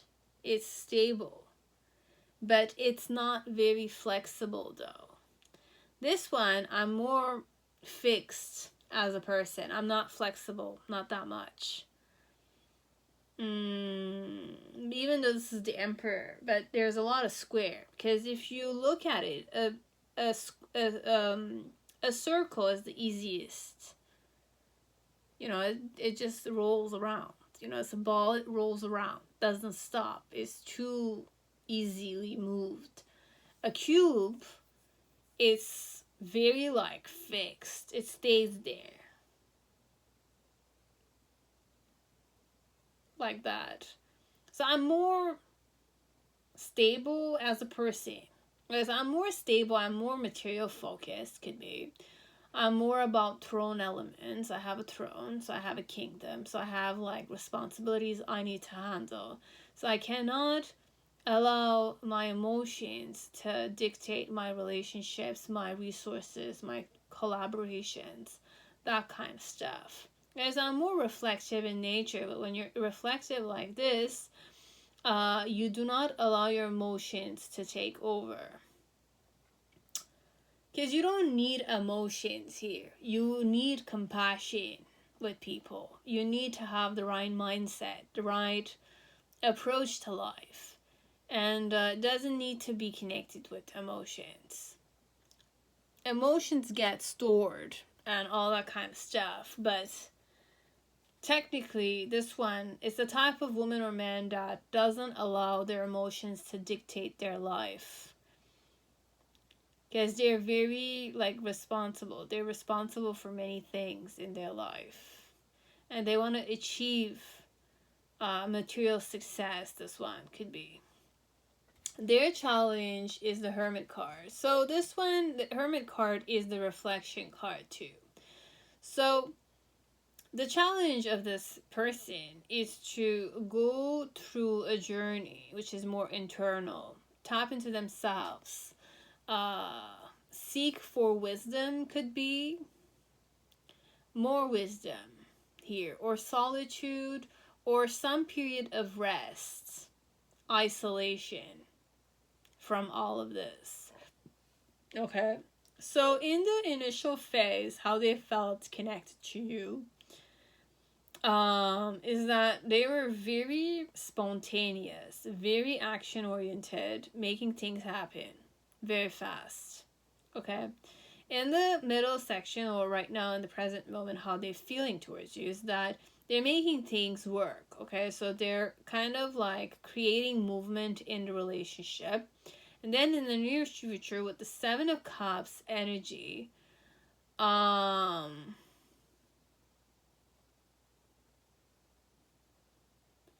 are connecting their emotions with you. And that is the transformation that happened here. Okay? So this one is like this. This is how they feel towards you, or they felt, or they will feel connected to you. From 8 of Cups, we're going to 7 of Cups. But if you're looking at this, I have an eye, I have a face, and I'm connecting. I have emotions that are around this face. So emotions are connected with you in the near future. I am recognizing you. And I am connecting with you emotionally. Because I'm reflecting, perhaps. I'm in reflective mode. I didn't want to attach emotions towards you because I was more material focused. I was more success focused, perhaps. And it's the best way for me to cope with the situation. which is easy. It's normal. Everyone does this when they're business oriented, right? You don't allow emotions to, stop you, like steer you and,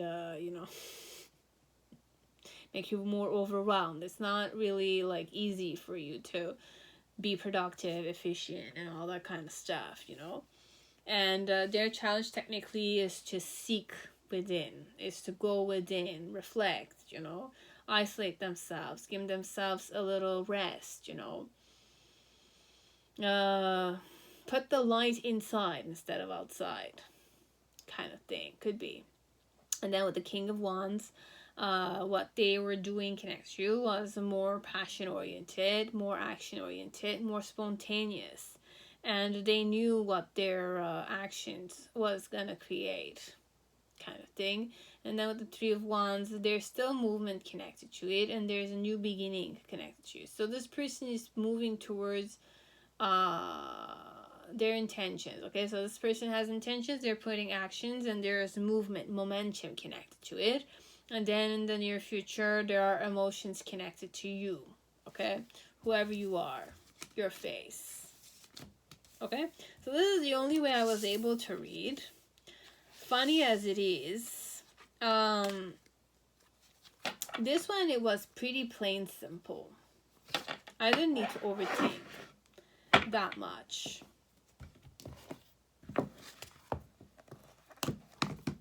Not at all. Okay, so let me start sharing what I wanted to say at the beginning. This is only for those who, are gonna listen to me knowing themselves. Why I'm saying this? Because you know yourself better than me. I'm just gonna share what I decided to do, and it helped me. Okay, but why it helped me? Okay, so I'm gonna say one thing. This is mostly about promotion, but it's not really like, it's not. I'm not doing this. I'm not gaining anything out of it. Anyways, it's what I'm gaining from it though is proper healing. Okay, it's type of healing that I was receptive to. It helps me immensely to cleanse my heart chakra, perhaps, make me feel very good. Okay, but this is his skill. Okay, and why I'm supporting him. Okay, or I'm supporting him. We're gonna say I'm supporting him because I like to support gurus, podcasts, channels like Sattvic Movement, Satya Speaks, Guru Pashupati, Rishi. We're gonna say Rishabh Sharma. He does Sitar for mental health, but it's not mental health only, guys. Okay, it's amazing because I'm sharing this for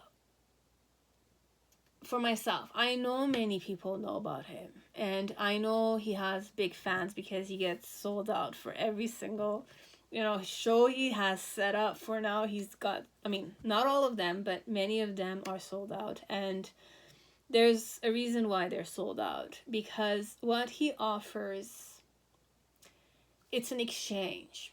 It's expensive tickets, guys. Okay, it's not like like a $20, but you're paying for the exchange, guys. It's really amazing. So my experience here is I started off listening to Rishabh Sharma's songs, okay, and I was pretty late at it. Okay, like he was discovered earlier than that, and he was definitely a young sitarist. Okay, he has guru and whole families in the sitar industry, or the creation of the craft technically. So there's a lot of mastery, and there's a lot of karma connected to it, obviously. But this one, why I'm saying this, is if you have depressive thoughts, if you have traumatic experiences, you want to be receptive. This is a way of healing yourself. By being receptive to a song, You are healing yourself, and he's offering it to all of you. Whoever are having doubts, self-doubts, depressive thoughts, stagnation in their life, heartbreak, mental problems, bipolar disorders, all of that,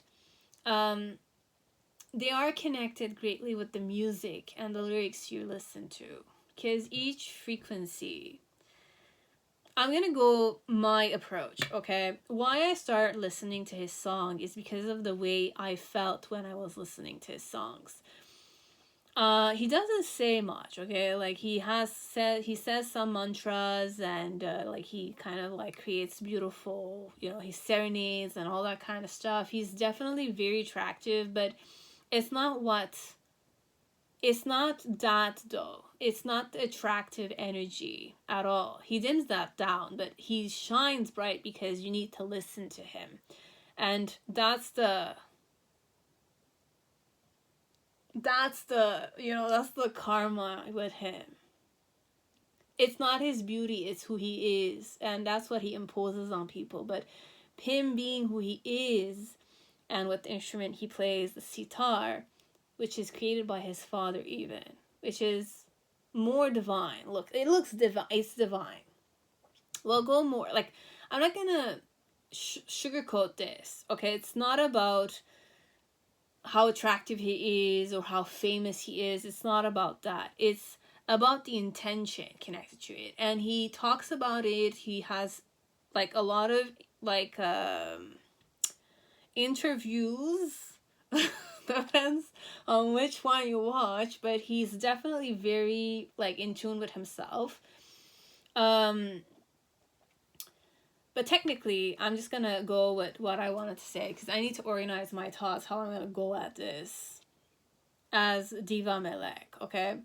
I'm sharing this with you guys because I healed a big traumatic, it's not only one. I healed a lot of baggage I didn't know I was healing, not until I was alone in my room and I had to kind of like face this,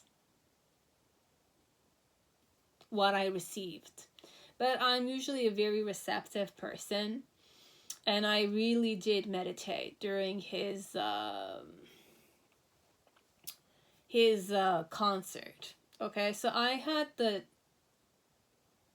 blessed opportunity that I consciously, did. I went on a journey on my own. I never flown alone and slept somewhere without my family before. On my own. Like, no community, no group environment, no dance group, no scouting environment. And this is after I injured my back, okay? So me injuring my back technically did make me a different person, obviously, because when it's your back, it's like your core energy, okay? It's your center. And back could be connected with money problems, but mine was mostly ancestral, okay? The more I tapped into it, it's more karma, because I do these things. I'm aware of it. So I'm just going to share it as my point of view. It could be different as it could be, right? But this is my life. This is my body. This is my consciousness. And I'm sharing it with you guys because every single one of you have your own karma. You have your own illnesses. You have your own stored up energies somewhere in your body that's causing a disease somehow. Until you don't kind of get aware of it, you don't seek for it, you don't understand why it's happening, what are the internal things, what are the energetic, because I'm more into energy anyways, okay? And I like occult science, I like Ayurvedic things, and I really like the approach the Indian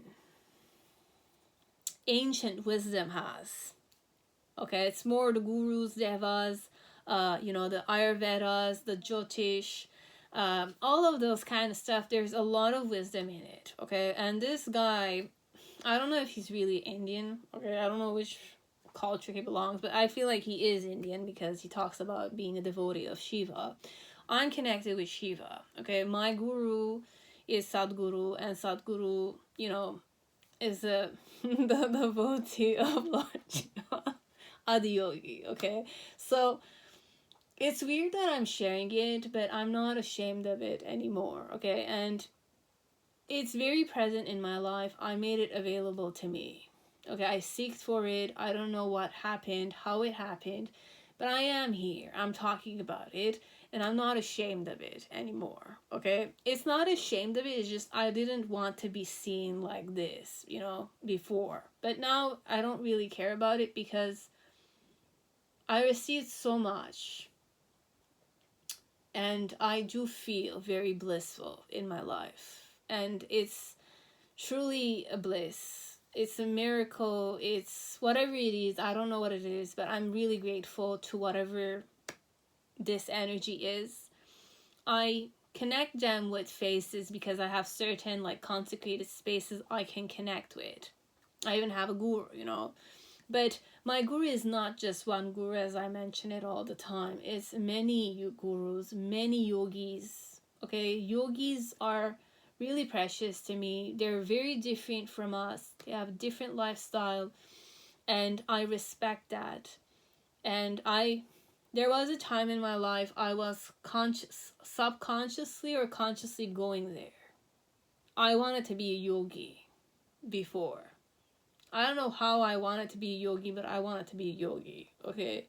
And then there was a phase in my life where I kind of didn't understand what was going wrong with me, until I kind of woke up to divine feminine energy. Because growing up, I was in the physical body, but my whole environment made me grow up as a man. Specifically, our generation, there's a lot of that. Like, you are a woman, but you're not supposed to be a woman. You're supposed to be like a man. You need to work like a man. You need to pay taxes like a man. Shouldn't stay home and take care of kids. You shouldn't be protected by men. You have to fend for yourself. And all of these conditionings did, you know, bring you somewhere. It's karma, right? It's environment where you live in has a big influence on you. The environment, your parents' environment, their lifestyle, their upbringing, everything that happened, they happen for a reason. It's all karma. You know, your ancestors live inside of you, right? And there's a lot of ways you need to wake up to, many things that are not yours, many wishes that are not yours. Because this one, it takes a lot. Like, you need to work a lot. You need to meditate a lot, meet the right gurus, be initiated to the right activities. You know, in initiations, it doesn't come just like that. You need to be ready for it, you know, like you need to seek it properly. You need to wish it properly, right?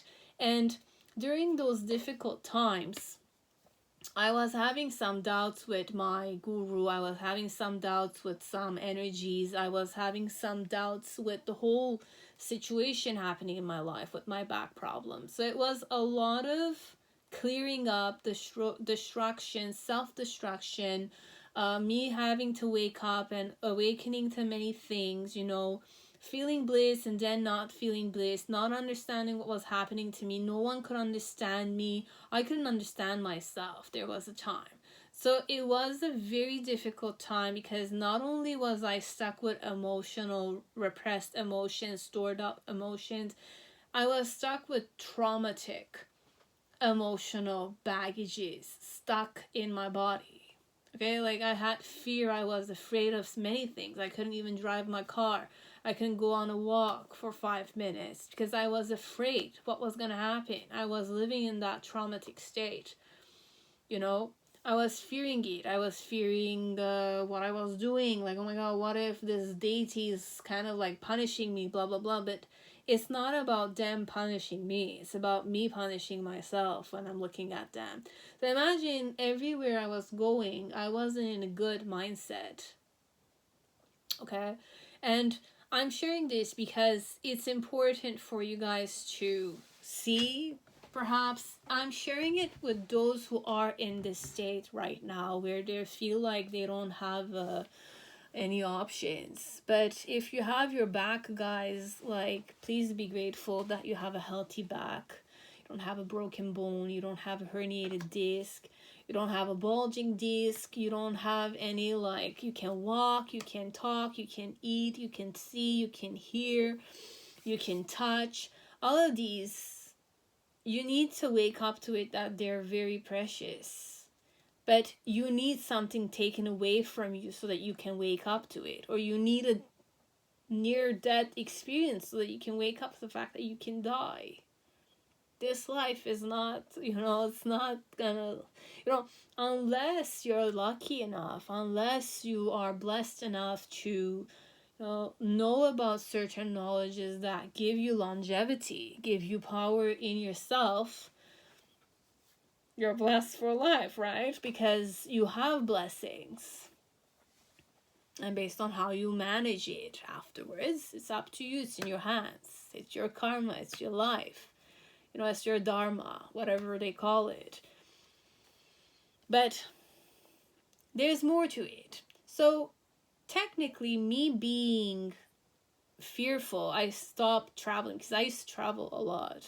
Okay, I still love traveling, and I know I love traveling again, and I'm really grateful because this trip of mine, I had to travel by air, okay?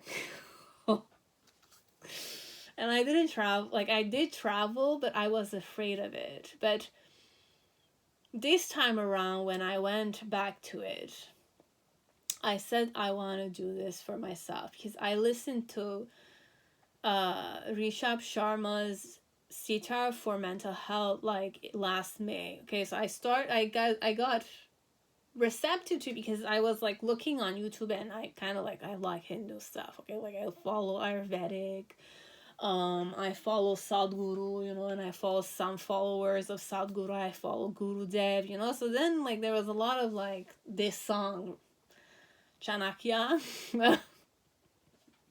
It was always there in the background, but I didn't really listen to it because when you listen on shorts, it's small. It's not the whole music on, okay? So then, like, I saw shorts of this guy. I didn't really care about it, like I just continued on, like watching. And then somehow, like that day specifically, I really felt like I had to listen to him. Okay, and I was in a very like not depressed mode, but like I just said, okay, I'll give this guy a chance, and I'll kind of like, because there was like in the short there was like a thing of like motivation kind of thing, like you can, like, it's a song of courage or something of sort.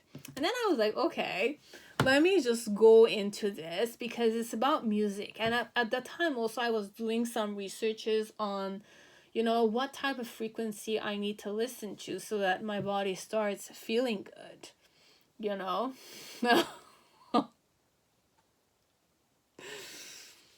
So technically, finally, I realized to what point the lyrics is when we grew up, the musics we listened to, the lyrics is, the kind of lyrics is that we used to, like, the type of frequency used, the type of, like, lyrics used, all kind of create a certain condition in you, okay?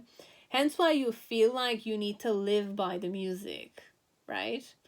Could be a catchy song, but then in the end the lyrics is about a heartbreak. It's about like cheating. It's about like wounds and blah blah blah. And then you're listening to it, and then you're singing it. You're living as you're the creator of that song. So if the creator has many wounds that they couldn't heal, or the whole song is about wounds, it's about getting high, it's about getting drunk, and then one night stands, then thank you next, continue next. It's about that dynamic you're welcoming in your life. So then I kind of like had that awakening or that guidance that music does have a big influence on us. And I used to be a dancer too, so I know what this means on a more energetic way. Because there are musics that are very vibrant, okay? Like there are certain instruments that kind of activate your core. There are certain instruments that activate your heart. There are certain instruments that activate your throat. And as a dancer, I used to be really blessed because my